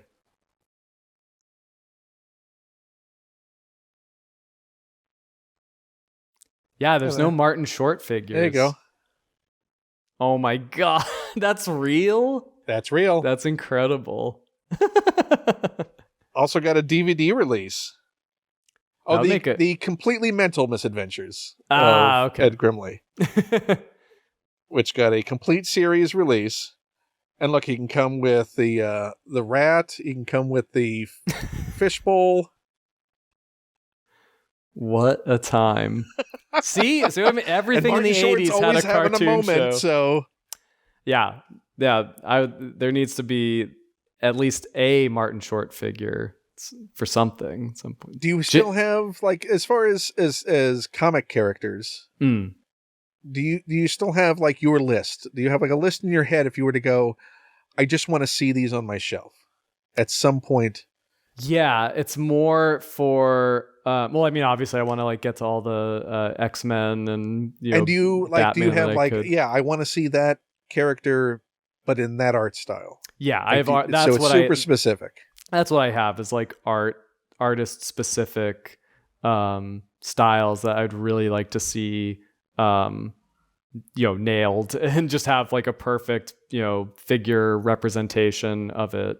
I understand how can be kind of tricky to make it. It probably will never happen, but yeah, I mean, I would love to see, anything Jack Kirby. Like, I know that the DC Collectibles did like the New Gods a while ago, and that had the kind of Kirby style, but like, seeing Kirby stuff would be awesome. Alex Ross would be really cool to see, just like a really faithful interpretation. Obviously, like John Byrne would be cool. Jim Lee, like, just getting these, and I think people have come close to Jim Lee, but yeah, that sort of, because it's not really. I mean, outside of, you talked about that sort of really brief window when the DC Collectibles stuff was trying to do artist specific releases. Yeah. Mm-hmm. Or like the black and white line. Right. When they were like, this is supposed to be a Mike Mignola. Yeah. And that's specifically what this is supposed to be. I loved that era. Like, I mean, they didn't always nail it, like it wasn't always like, didn't have the but I loved that era where they were doing like the Looney Tunes figures that they were trying to do. Oh yeah. Yeah. I mean, yeah. When you're like this is What's Opera Doc, but it's Chuck Jones style. Yep. Yeah. And no, here is the I forgot the baseball Bugs, but this is for his Freelings Bugs Bunny style. No, totally. Like, yeah, and I love the Chuck Jones. I mean, some people really can nail Chuck Jones in 3D. Like, it's impressive. Anyone who's tried to sculpt Disney ducks knows that, again, the cheats when it comes to 2D to 3D with stuff like duck bills. Oh yeah. I mean, Mickey Mouse's ears, they don't, you only ever see the, it's like, it's impossible. Yeah, it's an impossible shape. Is there a concave nature to them? What is supposed to be the realization of this? It's all deceptively simple, and in all those Disney characters, and because you're like, well, but they make so much merchandise, and and they have walk around mascots at the parks, like they've had to translate these things into 3D. It's all different. Not every approach is different. Like compare those walk around to the actual characters, and you'll see how many cheats and changes are made, and just crazy. Scaling because there's a human being having to walk around in those. One trick I have tried to learn from those walk around characters is that they're sculpted in such a way that like you can get different emotions depending on how like the head is turned. So it's like, if you have to have just like a standard head but you don't want it to just be kind of like a vacant expression, it's like, well, from this angle, it kind of looks like he's smiling. From this angle, he's a little more serious. It's like, depends on how you tilt the head. You can kind of get, different. The thing that used to annoy me so much as a kid was when you had a thing that had a 3D source and just how bad the merchandise was. Yeah. When you look at Muppets merchandise over the years. It's like, this is a 3D object. Yeah. This is how it exists. And that it is so impossible for so many licensees to come anywhere close to capturing it. Yeah. And what a marvel, the Palisades figures were at the time. And even then they had some issues that would crop in here and there. But for the most part, when Diamond Select trying to do theirs, and some of them really good, some of them, poor Scooter, not so good. But yeah, those are the things that get a little annoying. Or like looking at droids or things like that, where we know scales, we know what these shapes should be. Yeah.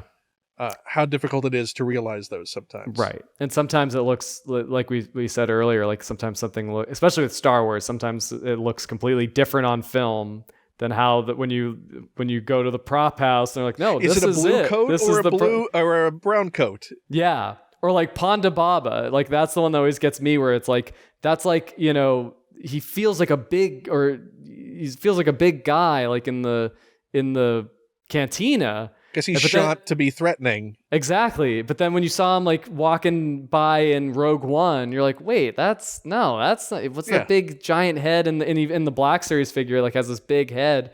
And you're like, that's not Ponda Baba, but that's it. That's the or the exact actual size of like TIE Fighter pilot helmets. When you look, yeah, they are pretty dang massive. Yeah, right. A human head has to go under there, but Just like when somehow you're your staring at mind it on your edits it desk out. for hours on end, your brain's starting to go, that looks kind of goofy. Yeah, yeah. That's So accurate. Yeah, so I think it's always, you know, and like the NECA Sesame Street figures that they're doing look amazing. They look incredible, but it's like, you know, part of it is having like really good photo reference or access to the actual Muppets themselves. Yeah, incredible. You know, like I think that toy companies now probably have a little bit more of an access to like really study these things. Well, I mean, particularly when it's stuff that there isn't a secrecy surrounding it. Right. So it's not like, well, you know, you're having to do figures 3 years in advance of the release of a film, and you know, here's the limited reference that we're going to let you have. Oh, for sure. To try and realize these things, and then everyone's going to complain when they come out because they don't have the bag that they had. Well, they added that bag in shooting. Oh, totally. It wasn't in the reference material that we got. It's all CG. It's all post. They're all changing it right up until the film is released. Yeah. So it's like, you know, and action figures that have to be planned like a year in advance. So, you know, you know, everyone, you know, making a big point about it, but I'm sure at some point in some of the art sent over, Johnny Storm's hairstyle was probably that. Oh, 100%. That was probably like right when he was cast. Yeah. Like when like that was probably the first fitting. Is that, and then like the that's hair the hair grows he out, came in with. And like just make it blonde. Like guaranteed, yeah. Like you know, the Marvel Legends team, they probably got like, you know, photos from that fitting, you know, and that's what they based, you know, off. or oh, actually, we thought it would be cheaper in CG not to have him rock top most of the time, so we're going to put him in a shirt because it'll save on our CG costs, right? Not to have to animate him. Oh, and also he's going to get boots. Yeah, with a CG character, they're probably, you know, you can change that right up to the last minute. So yes. So you know, and that's in Marvel Legends, they've kind of locked into this cadence where you get the figures on the shelves when the movie comes out to satisfy that immediate desire, but then like a year later they do like a updated version that's more film accurate. And eventually you'll get you know, a Yelena that looks like Florence Pugh. Right, exactly. Exactly. And that's what, and like what a great time to be a collector where like you can, you know, companies will go the extra mile to, you know, make sure that eventually you get, you know, the version that you want. I mean, we live in weird collecting times. Weird and wonderful collecting times. May you live in interesting collecting times. But we're going to go to number 3 on your list. Number 3. Because we're at the halfway point now. Yes. And real quick, so the figure that Chewbacca dethroned was the Black Series Jar Jar Binks, which I actually like quite a bit. The paint is beautiful, the articulation's beautiful, the details are amazing. Like that figure is incredible. His accessories are cool. You get so much emotion out of the posing on it. Oh yeah, no, it's one of the best Black Series figures, I think, by far. But my number 3 choice is like definitely a sentimental, or just, you know, goes back to like starting this I think is my first ever Star Wars figure, and it is the Bespin Han. So again, like I don't know if I was like I think I knew. I actually don't even know what my familiarity with the movie was at this point. So was this an antique store find? It's definitely an antique store find. And I think I probably knew that he was with like Darth Vader and Chewbacca, and that he was part of that, like that those figures went together. Right. But there's just something about him that is like pure hero. You know, it's like this is the hero. I loved his navy blue jacket. And there was just something like really cool, I thought, about this figure.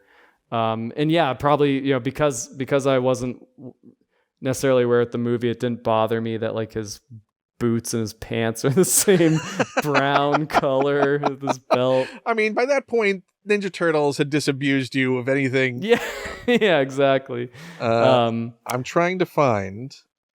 So this is for anyone who's watched the show before. They know of my Yeah. The tragedy of Yes. my Star Wars collection and how it was given away without my knowledge, and thinking it lost forever to a family members, and how I was surprised that they came back and some of them have been found.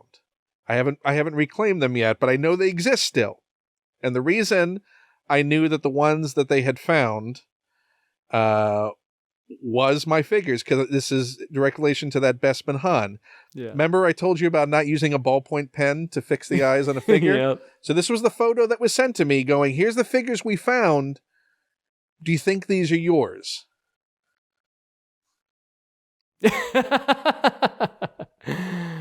It's like if Indiana Jones had looked in the Ark of the Covenant. I told you not to look, Marion. Amazing. Yeah. I mean, that. I mean, if you're going to look like, how can you identify your figures in a lineup? It brought your collection back to you. Like it was meant to be. It's so sad. It's just... He looks like he's from the Beetlejuice figure line. And you know, or I was something. so excited. I can fix this. I can fix his eye. Like, I can bring them back again. So you were trying to put pupils. I was trying to put a pupil back. So, just in play, it had worn away. Oh, okay. Gotcha. And so the only thing I had access to was a ballpoint pen. And that's when you find out that a ballpoint pen is not a very sharp tip. It's not a fine point on a ballpoint pen. It just immediately It's a rolled ball. all over the eyeball. It's just a ball. It says it in the name. So, and this is one that you still have, your Han. Yes, yeah. I don't have. So, is that the handy, Han but that it's exists still... in your collection, or do you have so, a New Hope Han? Yeah, because it's like when I saw the movies, I was like, oh, I gotta get a New Hope Han with the vest and the white sleeves, like. But the emotional attachment was the Bespin Han. The Bespin Han, yeah, because that was just like sometimes figures, it's just like this. Yeah, this is my guy. Like it's just like a for a brief. I don't know how for how long it lasted, but it was just like that was like your go-to. Like my guy. Yeah. Somehow I is Han still your guy? Is No, I don't really. I'm not a Han Solo type. I'm not cool enough. You're not a Han fan anymore. But Han fan, yeah, exactly. But that sounds like a Star Wars animal, like a Han fan. But I had the big head Han, who I was very confused by when I found that at a yard sale. I was like, what's going on here? Is this like? I thought he looked like Ringo Starr. It's like what's this one? And then I had the other. So I had like all version. I had the big head, regular head. Do you have a straight eye Chewbacca and a side eye Chewbacca as well? No, that was definitely another like early favorite toy was Chewbacca with the like blue eyes. Yeah, I think he was looking straight ahead, if memory serves. Side eye Chewbacca's fun. Yeah, it goes really well. They're giving side eye to Hammerhead. The two of them are just side eyeing each other. Is that like a known thing? Is that a common I think thing? One of the factories just decided. I guess they just all side eye Chewbacca. Just didn't line it up to the little Tampa. Or thought this is the character that he's supposed to have. That figure is great. That Chewbacca it's just like an iconic figure. Like anytime you see a close up of it, you're just like, yeah, that is pure. That's Kenner Star Wars. That is the like symbol of all Kenner Star Wars. Is that like Chewbacca face? We did I did like a little like baseline to figure customizing course for my local comic book shop. Had me in because I don't have great skills when it comes to it, but I can do a basic wash, things like that. And we had a bunch of the chrome pens around for people to use. And so one of the employees at the shop, the one he chose was they had a vintage Chewbacca there. And so he did a wash on the Chewbacca and then used the chrome pen to bring out all the highlights on his vest. Oh, cool. On the belt. Yeah. That's incredible. Yeah, the bandolier. And it just popped so nice. I'll bet. Because you bring out that sculpted hair detail. but then you had that nice chrome pop of all the metal bits on his That's really bandolier. cool. I thought you were going to say that he took a stormtrooper and made a Captain Phasma. Now I'm just thinking that we should do that. Yeah. I kind of want to see it. And I also just want to paint a vintage Jabba the Hutt and see how that looks. Yeah. If we tried a more accurate paint job on it. No, for sure. Yeah, get that like duotoned, like thing. Pull gloss on the eyes, maybe the corners of the mouth. That's all I want was that. I know that some 3D models exist. I'm trying to get Mighty Jabba to do this. It's like I or someone who knows how to sculpt, because there is models out there. Some that have done really nice scans of the original figure. He's just replaced those eyes. I just want to see it in physical form, how that looks with the more accurately sculpted eyes. Everything else can remain the same. Just those eyes. It would be cool if the lids, if there's like a lever on the back and you could kind of do that, like, because his lids, I feel like we're always like kind of like go move it.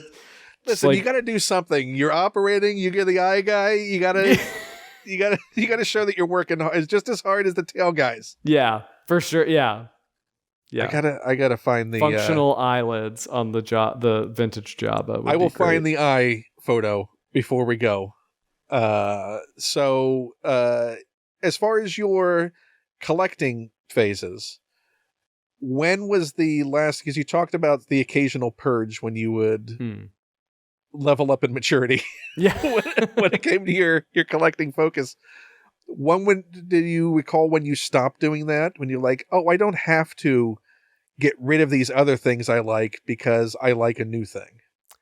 Yeah. I think the last one would have been, I don't know, probably like graduating college was like the last, like I sold just a huge chunk of stuff on eBay, which I absolutely regret, because one of those things was my Extreme Ghostbusters Ecto-1 that was like in perfect condition. I had like held on to the little missiles it launches. Like I had a big Extreme Ghostbusters phase when I was a kid too. Like I had a bunch of those toys. But yeah, so that I wished I'd held on to. That was the last time though, because it was, I was basically, my goals at that point were just to have like a complete X-Men collection and a complete like Batman collection, and so and I was like fully into Marvel Legends, and just kind of just focusing on collecting the Marvel Legends, X-Men, and some of the like DC collectible stuff. So yeah, I get older stuff. I just went to eBay. But that was the last time, the last one. I mean, I had a Death Star. I had a vintage Death Star growing up, and it was like another antique store find. An antique store. Well, this was like this I got for Christmas. So my parents probably found it at an antique store and or a flea market even, maybe. I think they said. I'm not sure where it came from.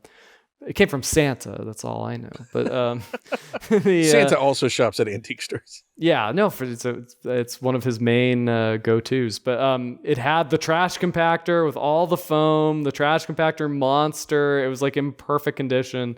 And that, I don't even know what happened to that. That was a tragedy. That was like left in the basement, and the cardboard just got like mildew, and it was just like, and I think that like. Yeah, it just like you just tossed it. It was one of those. I don't know. It was not worth saving. It may have been like it was like brought to the transfer station, like swap shed, So it was like, somebody will like, this will bring somebody happiness, Like there's still enough good parts, Someone. So somebody out there may still have it.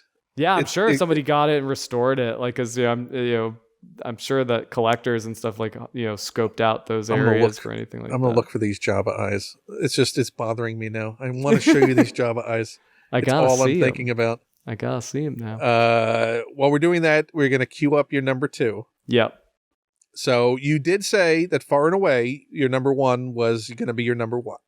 So this is no contest as to what is number 2. It's kind of close. So it is close. I mean, I guess it used to be closer. Um, I'll explain. All Okay. will be revealed. There's a But Jedi yeah, mind trick going on. number two is a more. What's that? Yeah, It's Jedi the mind Jedi trick. mind trick, and all will be explained. You don't It need to all will be know how close explained. it Yes. is to number one. It's because it's a more modern figure.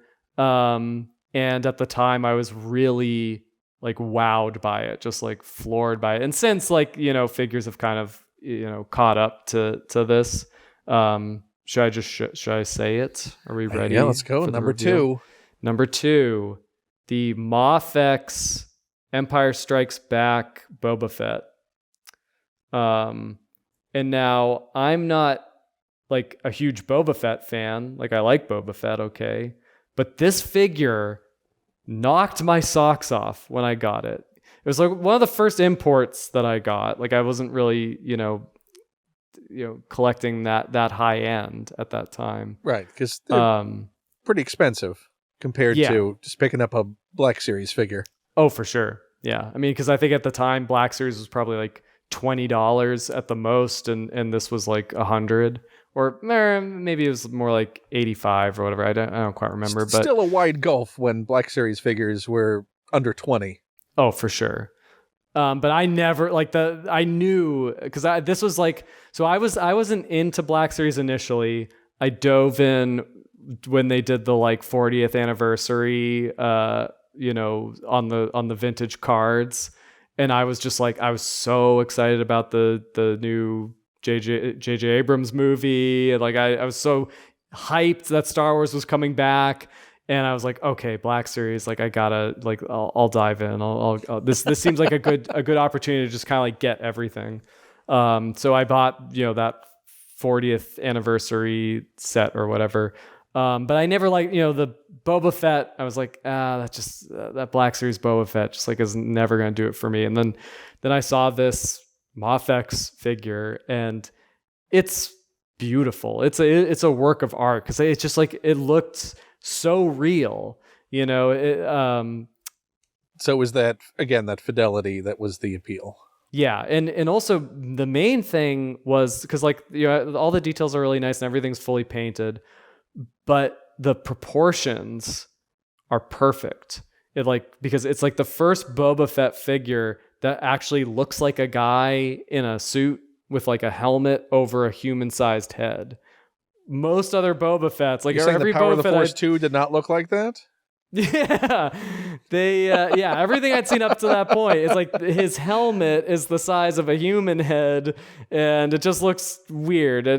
But this figure is just like, and like his stance, just like everything was like, oh my god, that looks like somebody shrunk the movie. It just looked exactly, and still it was like I'd see it standing there on my shelf and be like, that looks real. That's incredible. And yeah, I still appreciate it. It's like all the detail, all the sculpted detail, the paint ops on Boba Fett figures like are always a challenge because there's so many, and it's usually like the number one thing that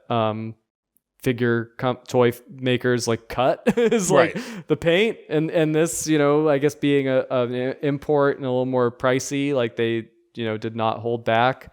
All of the detailing, like everything is nice and rigid and clean, and do you have a preference between the Empire and Return of the Jedi Boba Fett?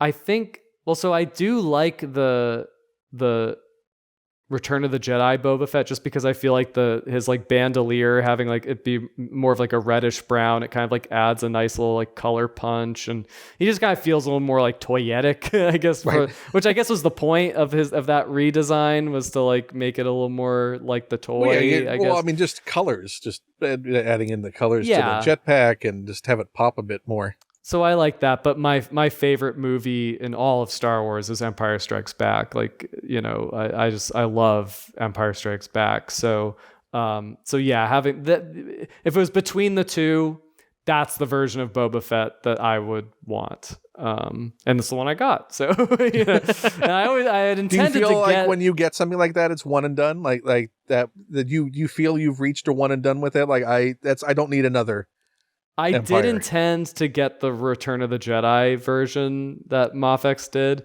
and I just never did. I was just like, because my initial goal with Star Wars is like, I want the original trilogy represented like on the shelf, just those characters. So Right. it's like, so you can see how each of these characters changed from movie to movie. Plus key characters so like returns. So you gotta have Jabba, you gotta have the Emperor. You have to have Lando for Empire and that sort of thing. But do you have Yoda. a preferred scale? Is your preferred scale the 1/12? Yeah, 1/12. Just because at the time, now they do incredible things with the vintage collection in terms of the detail and but. I mean, 1/12 that's just kind of like what as a Marvel Legends guy, like that's kind of what I gravitate towards. You can really build out a world, but it's not so small that like you're losing a lot of detail in the individual figures. I also am not a fan of when the vintage collection will use like cloth goods, will like mix cloth goods with sculpted. Oh, just because the robes. scaling on the... It's more just like, it's like it really bothers me when like the top part of the robes are sculpted plastic and then the skirt and it is goes like, down into a... yeah. And it's kind of like a flimsy, they like the like cloth goods are like, if it's not like done exactly right, it's not gonna like, the weight isn't gonna be what it right, should it's not be gonna to look have like, that. yeah. The drape is not exactly. gonna feel... And I'm looking for, at least at the time when I really started getting into collecting it, I was looking more for representation of like looking like it just came off the screen. Right. Like, and I started buying like the SH Figure Arts, like, cause I was like, oh, those, I think that Han Solo. Now, were you a Hot still, Toys like, person as well? Do you? No, too pricey. too much. It's a little too rich for my blood. At least when I was. Would you be one if you? Yeah, well, because like now I've been curious. I've come so close to like going in What on was the the one Star you Wars came Hot closest Toys. on? Darth Vader. Like I definitely want a Black Series Darth Vader, but I think the only one that's available is like he's like battled. It's like the one from Kenobi. No, for the most recent Hot Toys. Yeah. Oh, they just did a very beautiful Return of the Jedi anniversary one that has the swappable head with the lightning effects and the Sebastian Shaw head, the unmasked. Well, looks like I'm diving in. Well, sorry, I should. Yeah. No, that's all good. But yeah, my thing I'm looking at it right now. Is why I'm Well, you've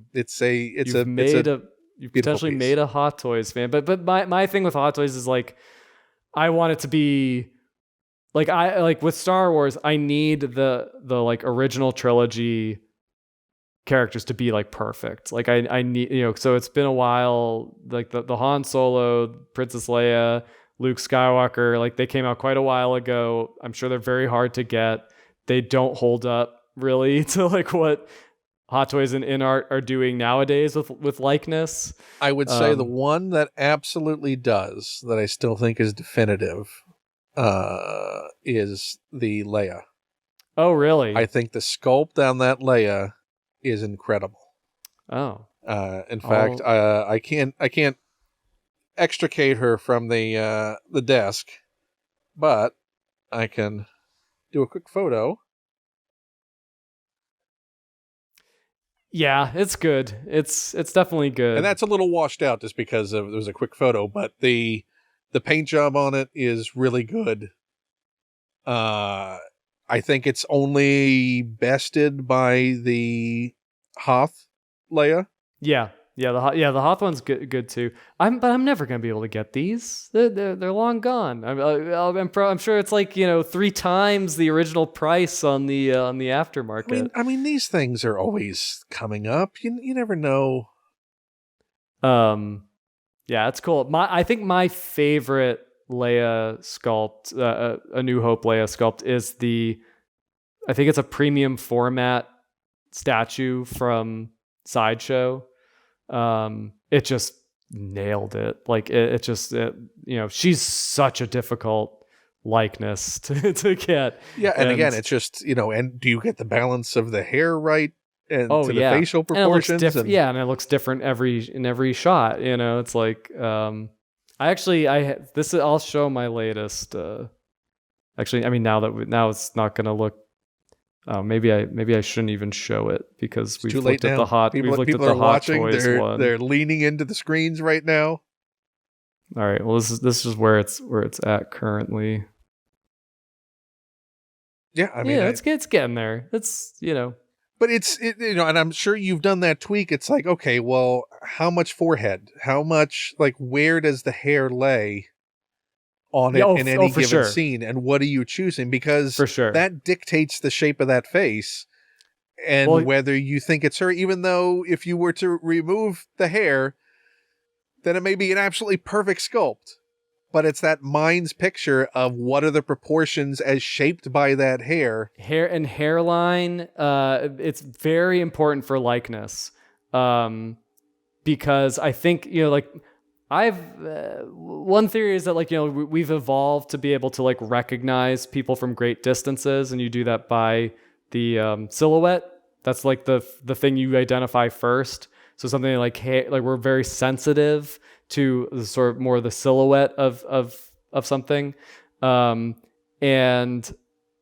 I think that's why, if you look at things on SNL, if somebody is doing an impression of somebody, if the wig is right, it's like, oh, I can tell who that's supposed to be. Or even on Funko Pops, it's like the hair is really what gives you the big cue. Yeah. To what does that make it?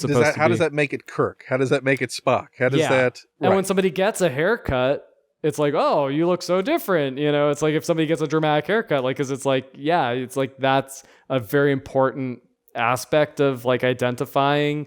And so yeah, for Leia, it's like when they one of the important things is her part is not symmetrical. It's like it's off to the side, and it's like, yeah, one bit usually has more of a straight down, the other one kind of curve. It's like it's getting all those and now people are getting hair it, styled into that, and which you also see when people just try and wear it as a wig. And it doesn't look right because exactly. It's where does that fall on it?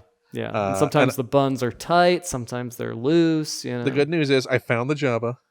Ah, nice. So gotta see these eyes. Yeah. Oh my God, it's amazing, right? How much that improves it. It's just changing the eyes. The only thing difference is the eyes. It's so fun. He's so funny. He's great. Yeah, because he's that's the character. He's he's blissed out. So what I'm saying is we need to get on this. We need to get just a Jabba iFix model out there somehow, some way. Somebody's got to do it. Yeah. No, there's tons of it. Really impressive Star Wars customizers, especially in the vintage style. I've been saying this for years now. They're still not doing it. Yeah. So it's all I want. Somebody's got to make that crazy eyes Jabba. Accurate eyes Jabba, please. Too good. Yeah, accurate eyes Jabba. It's too good. So we've been building up to your number one. Yeah. Before we get to your number one, do you have any that just nearly made the list, sort of like the Jar Jar, that sort of you want to throw out as ones that are favorites that just didn't quite make the list? Yeah, you still love? The SH Figuarts Han Solo is pretty darn good still. I think New Hope Han? A New Hope Han, yeah. That has the it just, there's something the wrinkles in his shirt look so realistic. They're not overdone. It's just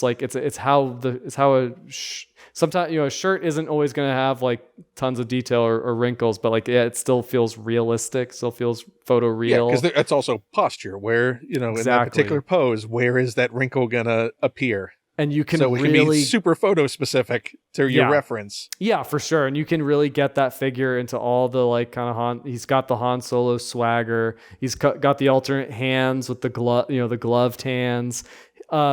The only thing is, so the what the prototype images, I haven't gotten the 2.0. I have the original one. The prototype images, the head looks perfect, looks incredible. The final figure you get isn't like quite, like something happened to Does the it feel hair like it and was the molding process. So It's do like, you feel it was something altered in the sculpt? I think it was something most probably altered in the production process. It was probably like they just had to combine some piece, or it just like when it, I don't know if the like photos that you'll see online on like Amazon are like from a paint master, and and it was like a 3D print that like then things get kind of like your detail gets lost in the mold making process, or whatever it is. There's just something. The version you see online in the product shots is absolutely perfect. The figure you get isn't quite there, but it's very close. But yeah, it's that Harrison Ford likeness is really hard. But and it has kind of like an earlier version of it was like one of the early figures to do the like face printing deco.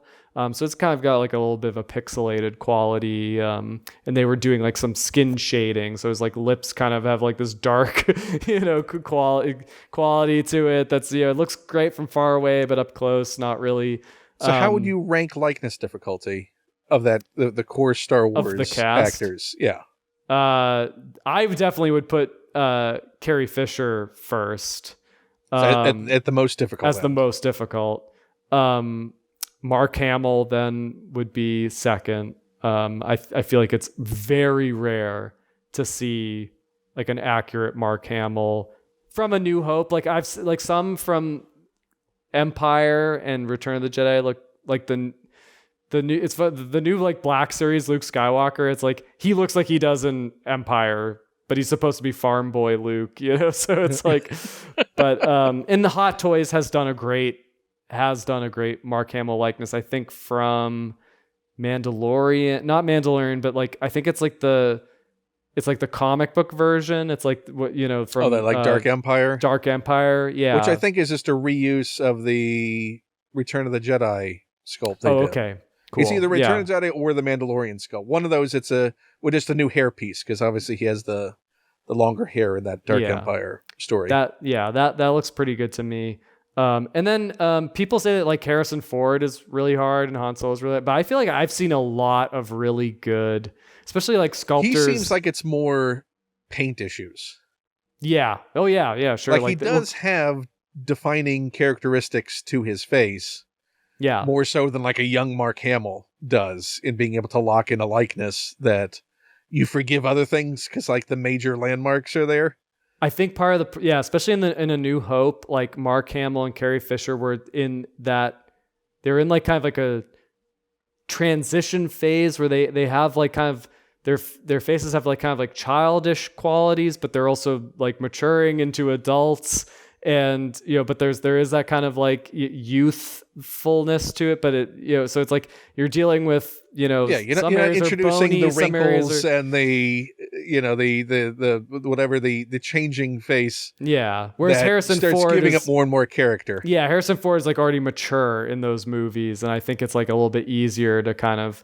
But I think with the in terms of the paint, like he has very in Han Solo has like very faint eyebrows. He's got very kind of like heavy ridge, and the eyebrows are kind of faint. So what I find will ruin a Han Solo or Indiana Jones likeness is if the eyebrows are too dark or they're too high up, or it's like oftentimes it's like the paint I think can sometimes miss there from what I observe. But I've seen mostly people like online like doing like commissions and stuff nail a Harrison Ford likeness, or not the repaint necessarily, but like just the just the custom sculpts. Right. The custom sculpts is there's a lot of beautiful custom sculpts like out there. Yeah. So I've definitely seen some that look like that's absolutely perfect, more so than the other actors. But and then Alec Guinness, like I feel like I haven't really seen a super great Alec Guinness Obi-Wan, although I think he's also probably like. But then you're dealing, because he has obviously a beard element. Yeah, which I think that helps. seems more placement on that feeling right. Yeah. Because obviously, even you shape a beard wrong, and it's not going to look quite right. Oh, for sure. Yeah, and yeah, it's all these little things that kind of like add up to kind of when you're talking about silhouettes and what defines an instant recognition on a thing. Yeah, for sure. Which is why I'm saying that animated clone line, it's going to be so great. It's good. Yeah. No, I agree. I'm at the point where I feel like I'd prefer like a more something where it's just like, because Hot Toys, obviously they can do they can do the amazing likenesses, but it's like just something where it's like, yeah, that's the character of Luke Skywalker, not necessarily like a replica from the film, Yeah, and also again, just that capturing that art style. Yeah.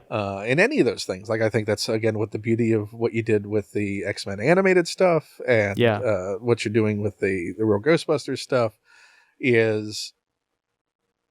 It almost, for me, is more satisfying to see something that was an animated design realized in 3 dimensions. That, for me, seems more of a magic trick. Yeah. Than it does, because we know what a real life Mark Hamill looks like. Right. We know what a real life Carrie Fisher looks like. We don't know what a 3D represented Egon Spengler from Real Ghostbusters look like until someone gets it and you look at it and it feels right. Right. And I love that kind of challenge of it, of like you needing to like just use a little bit of your instincts, a little bit of your feeling, trying to find it, some creativity. Like there's room for creativity as opposed to the pass fail that is, look, it's either literally that person shrunk down or it's not. Right. So, I mean, for like when you're looking at the X-Men that you've done, the Ghostbusters that you've done, which one for you came out the easiest? Like this just from start to finish, this was a smooth process and I felt good about it the whole time. And which one was just the one where you're like, why won't this work? Why can't I get... That's a great question. Yeah, I think Ghostbusters was definitely smoother for me, just because I felt like I understood that style. I felt like I could just kind of feel what it would be like in 3D, and I felt like it was kind of like a good fit for kind of how I like to work in terms of like, it's like, it's this great blend of exaggeration, but grounded realism. There's anatomy there, but it's like a stylized cartoony anatomy that's like really fun to do.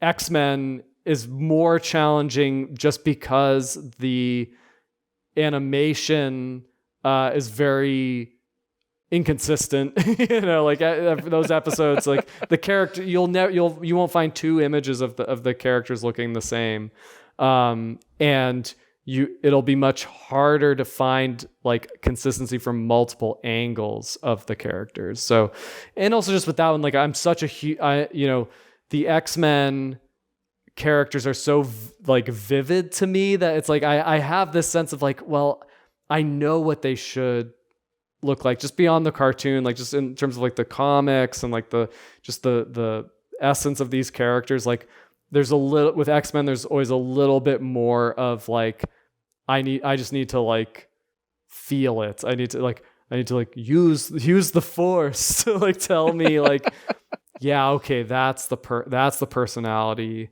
like that and I try, it's a more realistic show. It's kind of, because like the designs are less streamlined for animation and more trying to represent a more detailed comic book style, and a little more Jim Lee thrown into the mix like that. And so that's always, that's definitely more of like kind of a blend that I'm trying to navigate. Whereas Ghostbusters, it's like, yeah, I mean, there's like there's some really good on model drawings and like I just watch a bunch of the shows and I kind of let that all like kind of process. And I mean, Winston, I think, was probably the hardest Ghostbuster because he like changes the most. He's like kind of the most inconsistent, but the model sheets around him are really good. So so that one, was a little bit more of a challenge of like, okay, well, what looks like what you remember? What art assets do I have available to me? How do I combine those? But yeah, so. And so on the X-Men side, who was the easiest and who was the hardest? On the X-Men side, the easiest.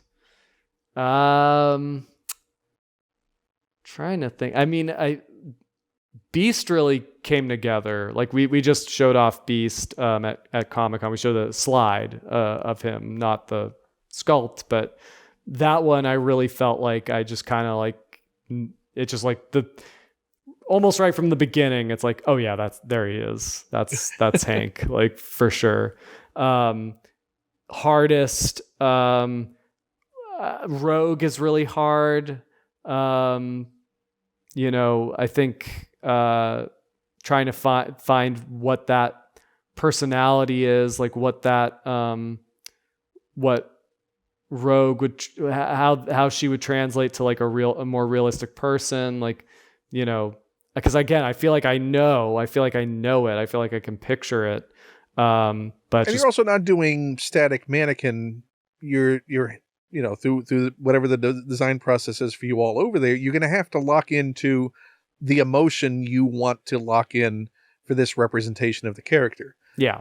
Is it going to be angry? Is it going to be happy? Is it going to be stern? Is it going to be what is the emotion that this representation is going to be? And I love getting to do all the like expressions and like Rogue had like an angry battle pissed off face, and she had a smiling winking face, kind of a smirking face. And then on the Savage Land Rogue, we got to do even more expressions, and like I added just kind of like a different kind of smiling just face that isn't winking, like to that. And so that I enjoy. So you're doing really doing quite a lot. in figure form your own model sheet. Yeah, kind of, yeah. It's like attitudes, yeah, that they would have, for sure, yeah. Is there any that from the figures that have been released so far, you're like, if I could have just gotten one more head, one more face, one more expression, I would love to have this. Yeah, there's some stuff that ends up getting cut, but I mean, you could always do more expressions, like I love doing. Yeah, I think like Mondo, Wolverine expression packs. Let's get expression packs. For sure, that'd be awesome. Because I would like to do a like a smiling, like kind of like a grinning head for Cyclops. He's stern, but he's not always. Sometimes he's like sometimes things are going well for old Psych. Yeah, and, sometimes Slim's having a good day. And Wolverine doing a smiling, like a grinning head, like kind of a cocky, like something to go with the that hand, like ready to fight and he's confident he's gonna win kind of look. I think would be fun because you rarely ever see a Wolverine figure smiling. No, but I feel like smiles all the time. Yeah, you see it in the comics all the time. So yeah, I would like to do something like that. Fingers crossed. Fingers crossed. And there's so many variations. Yeah. Oh yeah. Yeah. No, it's plenty of fun to have in the X world.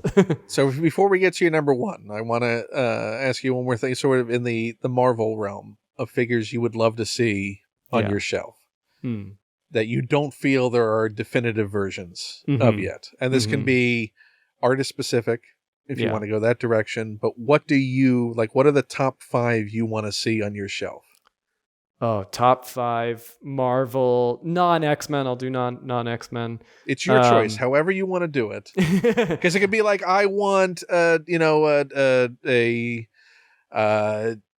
JR Jr. version of this. Oh, so you can go whatever direction you want. So my top top 5, a Kirby thing. Absolutely. Jack Kirby thing. Like that's Joe Sinnott inks. Oh yeah. Okay. 100%. Just making sure, because yeah, no. that can go a lot of different directions. I'm a Sinnott stan for sure. Yeah, Jack Kirby thing. A John Romita Senior Spider-Man. And a John Romita Senior Peter Parker. I'd love to get that. What, that hair roll? Yeah, yeah. Or just the sideburns, you know, the You want that kind of like age. yellow jacket, you know, that he would wear. He's on campus. Yeah, exactly. Who else? You know, I think I mean there's a lot of great like Incredible Hulks being made, but like a John Buscema style Incredible Hulk. Let's see, I'm blanking on the spot here. But do you have I mean, X-Men obviously are very close to your heart. Yeah. Do you have a favorite team? Do you have favorite characters that aren't X-Men? They're like your iconic, because obviously Spider-Man's in the mix there, clearly. Yeah.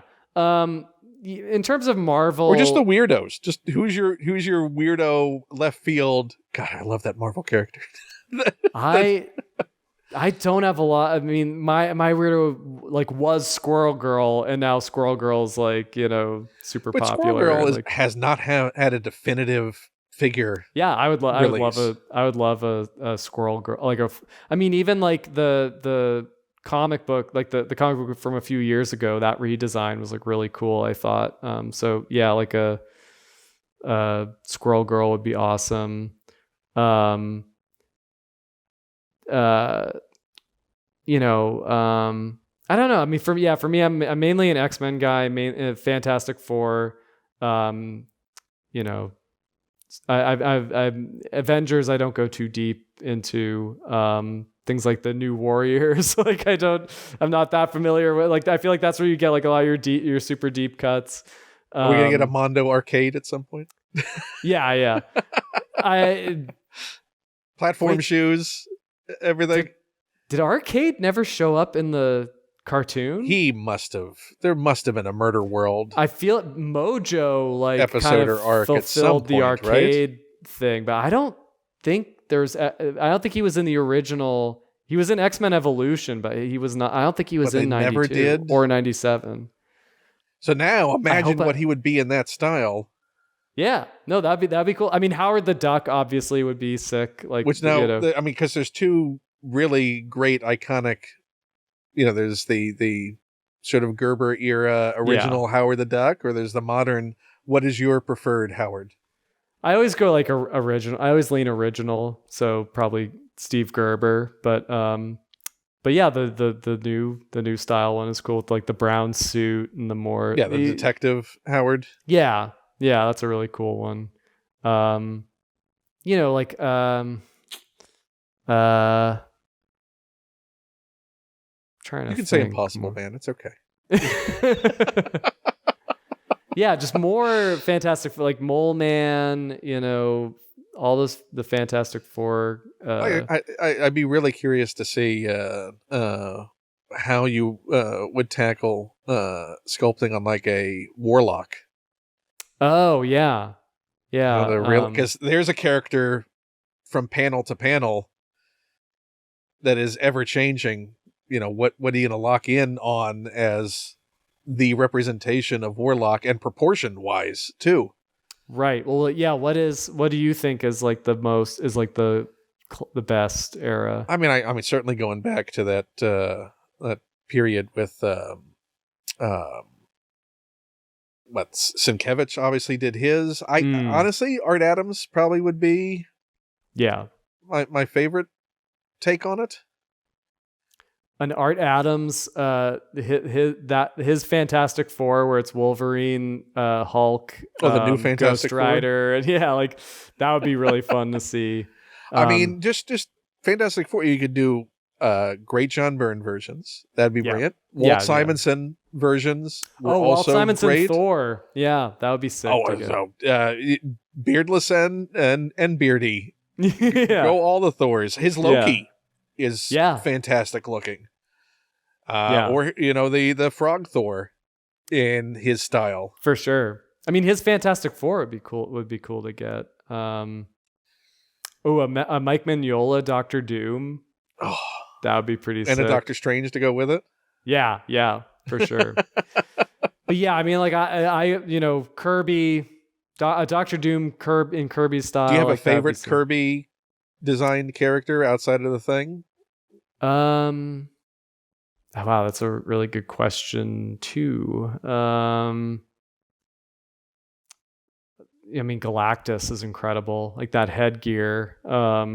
I think, like with Kirby, it's like the new gods like have some really amazing designs. But yeah, I mean, I don't know. It's like every book is like a different, every Fantastic Four, you see some incredible new Kirby. Like I feel like Maximus had like had like an insane like headgear. Oh yeah, you at can one go with point. humans, So, you can like, go Eternals, you can yeah, go. There's so many out there Kirby designs. Celestials.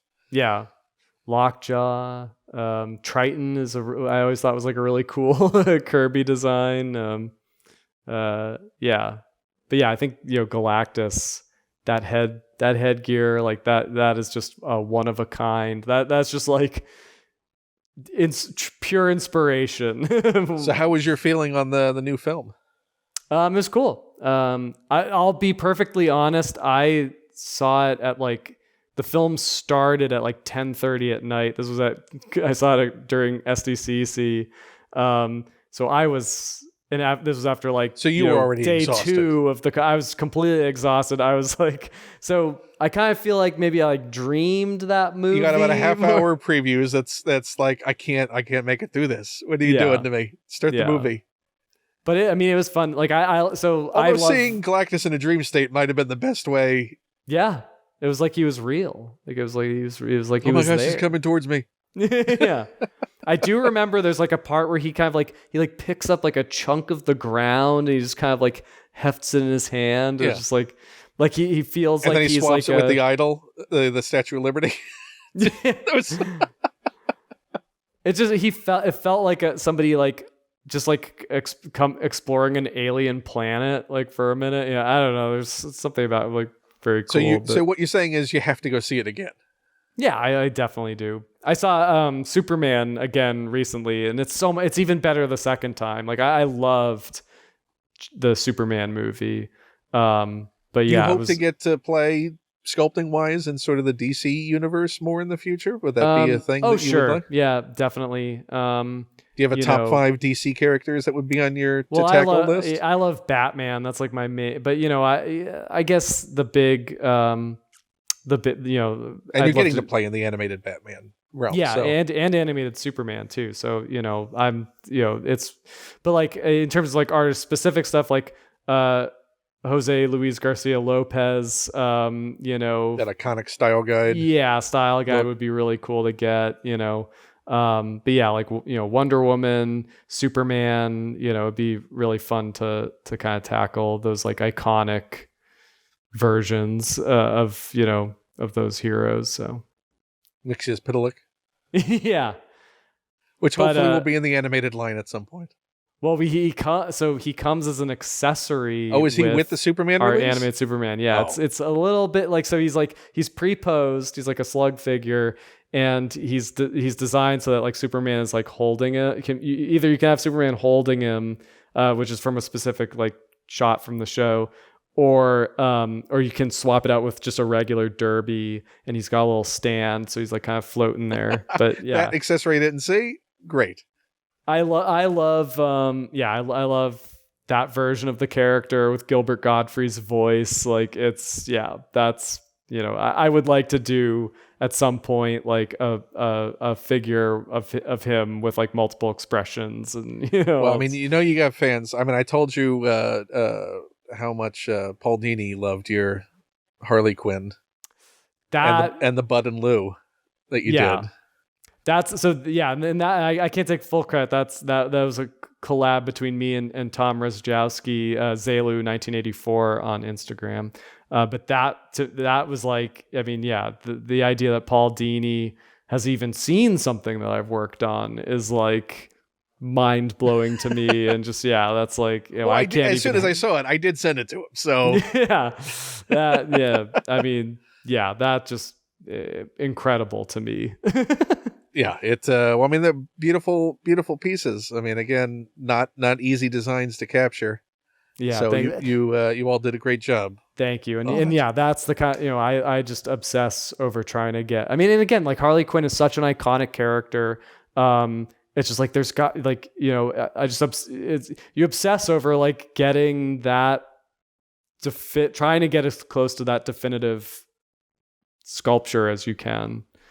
Well, you all did it. So I think we'll go to your number one. Cool. So number this was one maybe might not be far, kind of a far and away, surprise. but this was your number one. It is by far my number one, instantly my number one. Okay. Not a difficult decision, just because like I still look at this thing and it just makes me happy. Like it just like it just like, you mean the things that you collect should do? Yeah, it's just baseline? it's perfect to me, and so it is. And this might be a surprise to some people, but it is the Bandai model kit C-3PO. Oh, that is my number one. And that's not a new kit. No, it's from like several years ago. But it was like the one that came with like R2-D2. Like it was like a 2-pack. It was C-3PO. And I think maybe there was one where he came with R5-D4 as well. Or I might be confusing that. But or BB-8 maybe, because there was a Force Awakens version. But I didn't have, so I never got the Mafex 3PO, which I heard like, broke apart instantly. And it never looked that good to me. The SH Figuarts 3PO, even though I assume it's like probably using the same, that's also Bandai, but I don't know, something about that just doesn't look as good to me as the model kit. Like the model kit, I feel like perfectly captures his like stiff pose. You can kind of get him in a position where like he really stands like he does in the movie. And that like shiny vac metal gold just looks spectacular. Like it's just, because vac metal is like hard, right? Like it flakes. And if you have articulation, it like can like scratch and chip.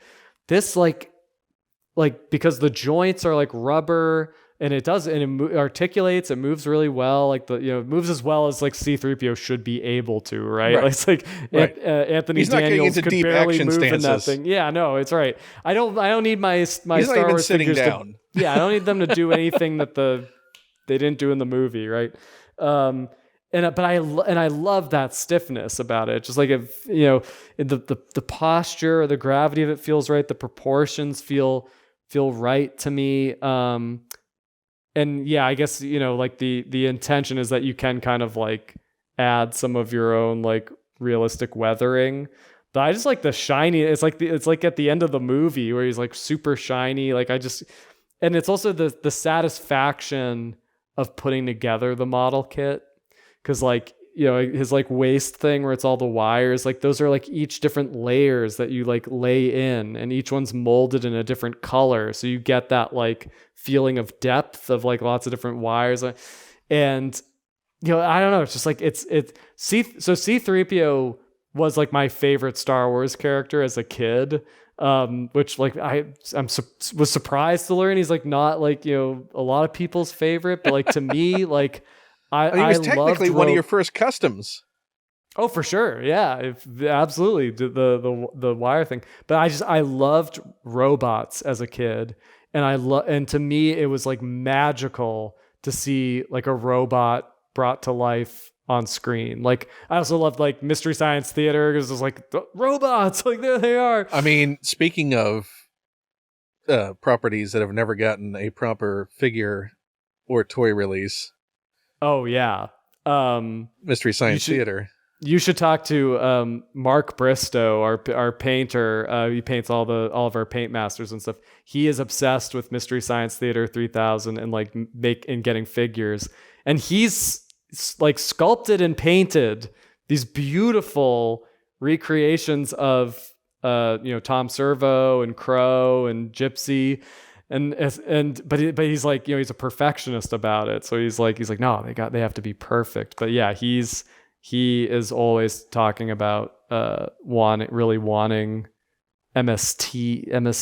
Well, we should have this talk after this episode. Yeah. For various reasons. Also, anyone watching this, go check out the Just a Few Things episode that I did with Trace Beaulieu, who played Crow and Dr. Forrester and was on the show for many years. We have a lot of nice discussion about Mystery Science Theater in that. What I wouldn't have given as a kid to have a Crow doll or whatever puppet. Let me see if I can rotate over. You see the Crow? Yeah. It's great. It's beautiful. It's perfect. Crow back there. There's a Tom Servo over there. And I think I associated them with C-3PO and R2-D2 because like C-3PO's gold and like there's like similar and it has that same sort of weathered, lived-in vibe. Yeah, no, absolutely. I think that they are in the Star Wars universe. I don't see why that couldn't be a canon. Yeah, and they just keep commenting on everything that's going on. They must have movies in a galaxy far, far away. But yeah, I mean, so C-3PO, like, as a kid, loved the robot, loved that it was a humanoid robot. For some reason, I really liked like English butler personality. And so like I loved English accents. You used to watch Mr. Belvedere all the time. Yeah. I was a strange 4-year-old. Jeeves and Wooster on PBS. Yeah. But yeah, so it blew my mind to encounter a robot with a British accent who had like a butler vibe. And so it was C-3PO was just like, man, they did it. They knocked it out of the park with this one, no notes. And yeah, I feel like, no figure ever really like held up for me until this model kit. And it's just like, man, there he is. That's 3PO. That's Star Tours, waiting in line at Star Tours, C-3PO right there on my shelf. And yeah, I bought like a lot of I bought like a bunch of those model kits how many do you think you have? I mean, I bought like maybe 4. 4 is a lot. Now, was the 4 because you wanted to weather him into different versions? Yeah, my original thought was like, well, I'll have it for each of the movies, like including Force Awakens. And so that he'll be the 3PO for each of those like collections on the shelf. Did it get that far? I never really got. I mean, I built 3. I think there's one still not built. You're not gonna do the Salacious Crumb ripping his eye out from Return of the Jedi? Yeah, so that he comes with that. He comes with like the eye hanging out. So I've one kind of tricked out like that. But in terms of the paint, it's just like I can't bring myself to mar that like beautiful gold. Like not even one of them. Because part of it too is it's just like I love this thing so much. Like I want to have backups. It's like, I mean, it was like $20 on Amazon. Like, and it comes with an R2D2 too. So like that was also fun. Like building the R2D2s. Like that would have been maybe on the list, but I know that the SH Figuarts version of that is superior. But I never got that one. But yeah, I mean, those. So there's still, outside of your great. Kenner, is that the only C-3PO that exists in your collection right now? No, I do have the Black Series with the removable limbs. The Chewbacca that came with in the Chewbacca, yeah. And that one looks good too. Like that, the first Black Series 3PO was like, no, that ain't it. But that one looks pretty good. It's like it's strangely hard. People kind of don't get the head right, and like, you know, the proportions are like, you know, often not quite very, there. So I would think sculpting wise, and you know, looking over at a couple different versions, because of the rounded shapes to that mask, that it's very easy to get that just a little bit off. Yeah. To where maybe the face is a little too wide in front, and you know, it doesn't have enough of a curve back to where it meets. Absolutely. Yeah, it's right. Because this was it was a long time ago now at this point, but I tried sculpting that and like Vader's helmet and stuff. And yeah, it's like, it is. And if you're looking at reference, it's got to be a nightmare because you're looking at reflective surfaces that are going to trick the eye as to where a surface starts or ends or what the curvature exactly is of that. Oh, for sure. And these are some of the most like iconic shapes in cinema. You know, you immediately know if it's right or wrong at this point, like, because we've seen them so much. So yeah. And Chewbacca, same thing. It's like there's just all these like subtleties where it's like it has to be. Just look at that walk around Chewbacca at the Disney parks and you realize how wrong you can get. Yeah. That's why the new Black Series one is so impressive, because you just look at it and you're like, yep, that's right. I can't also, exactly articulate it, but that's right. You know, and that how different he plays with just slight coloration differences. Yeah. To where the highlights in the hair are placed. Yeah. And how different it plays. Yeah, I'm looking over at the original Hot Toys version of Chewbacca from A New Hope. Doesn't feel right, but I know if I had the skills and could probably find a way to lighten the hair in various places, it would pull out the shapes into something that felt a little more accurate, right, to Chewbacca. Yeah. No, it's true. So what I'm saying, your art form is very weird and very wonderful, and it is impressive, the work that you do. It is frightening. But you have done, speaking of someone who has, you know, seen your account over the years and was delighted to hear the Mondo news, and what's come out of that. If anyone watching this has not checked out your work, it is incredible.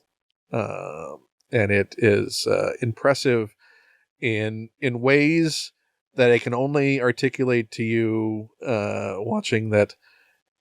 For someone who is persnickety about fidelity, to see the work that you did, Alex, on so many of these things and go, oh, it looks right. Somebody actually made it look right. Is a wonderful, amazing thing. Thank you, Ken. That really means a lot to hear that, because I mean, it's like it's a challenge, and it's, you know, but I think it's like, you know, we're so far into loving these properties at this point for so many years. It's like, I feel like it's worth it to try to get that definitive version at this point. and what's good, you know, it feels like a consistency with Mondo over the years, because the only reason I say that is I'm looking over on the other side of my desk at a Mondo piece that, oh God, this thing must be 10 years old now. The Iron Giant. Oh yeah. That Mondo did. Yeah. And, you know, I had the original toy releases when they came out, like the Big Iron Giant, and that was nearly there. Yeah. They look great, but then to get this, which is straight out of the movie, accurate to it, was, you know, an incredible thing for a fan of these things to have. It's like, oh, that looks right. That's not sitting on my desk, and it looks right. Yeah. It's kind of comforting, you know, to just be like, yeah, I've got it. Yeah, there it is. And hey, other companies, it's possible. Well, no, also part of it is that it is like the technology, you know, now we sculpt it digitally. You can, it's easier than ever to make slight adjustments, and change things, compare things, be like, okay, yeah, no, that, and color it, so part of my process in everyone's process in ZBrush is, you paint in ZBrush, and then seeing that color applied, it's like, oh, okay, now you can make all even more, proportional changes. Whereas, in the old days, you might get something that looks perfect in wax, and then when you see it with the factory paint surface, it's like, oh, I didn't really think it would look like that. But it's too late to redo. Back. Yeah, you can't Right. go back. So you just have to kind of try to improve it on the next one. But now we have a much more of a ability to iterate and adjust as we work. So it's great. So, obviously not talking about anything that's coming up that hasn't been announced. So this is purely a facial expression. If I am going to say to you, think in your mind of a piece that you're working on or that is in the pipeline that you can't wait for people to see.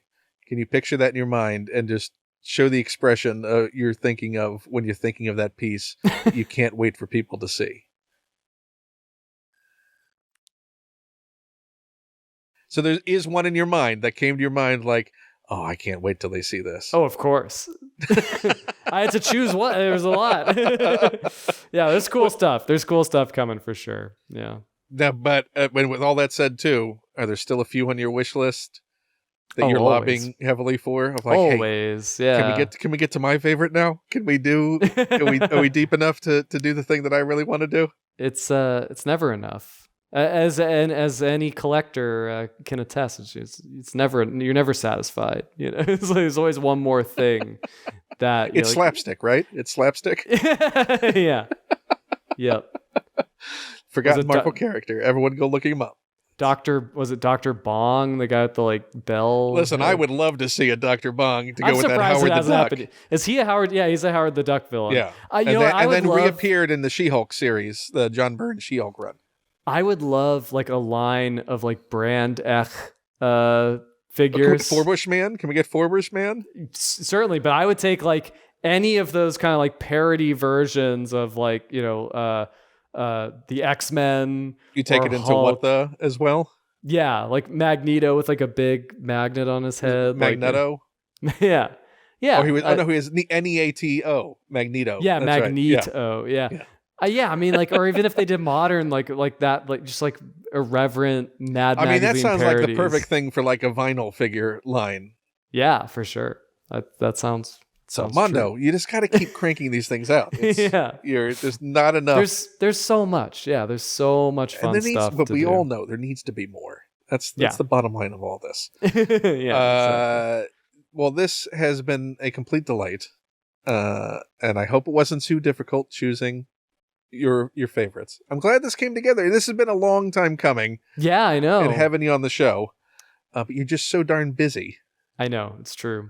But it's I got a lot to talk about. So there's and we did, and I think we hit we realized how we could fix that Jabba the Hutt figure finally after 40 plus years. Yeah, we got a solution that's going to make it perfect. Yeah. Someone's gonna do it. You proved how good it looks. But I posted that a year and a half ago. No one has done anything to do this. It's not like things have been going on in the world and there's no other concerns. This should have been a priority. This honestly should have been something that people were focusing on if they cared. Yeah. This is a sign if people care. I hope they do. So people can obviously go find you on Instagram at FanPlastic4.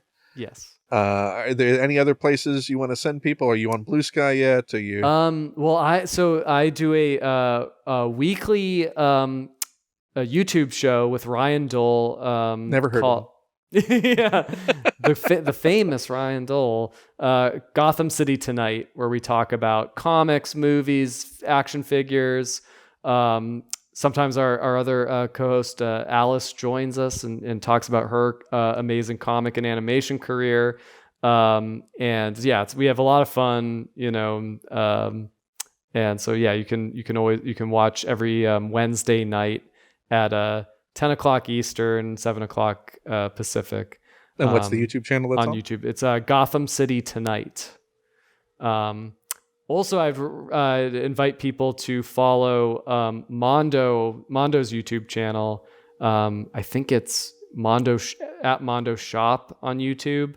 But we do monthly toy talks where we, go over the product that's coming out. We get into the behind the scenes, and we also give away some. We do trivia where and if you guess right, you can win a pretty great giveaways usually.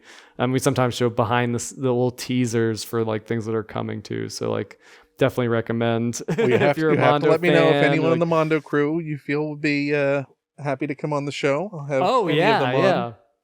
It sounds like I don't know about Ryan though. I don't know. If no, Ryan is a huge Star Wars fan.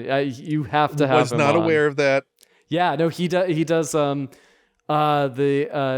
tell Ryan you've done the show and say that if he wants to do it, then he's the invite is here.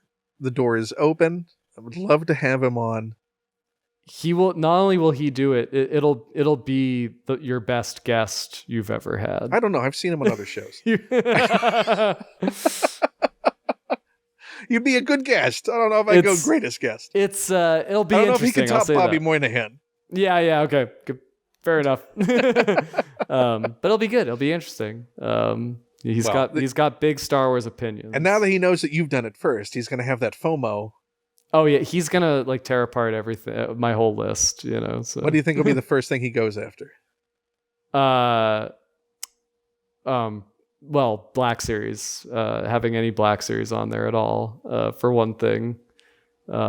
He's vintage collection all the way.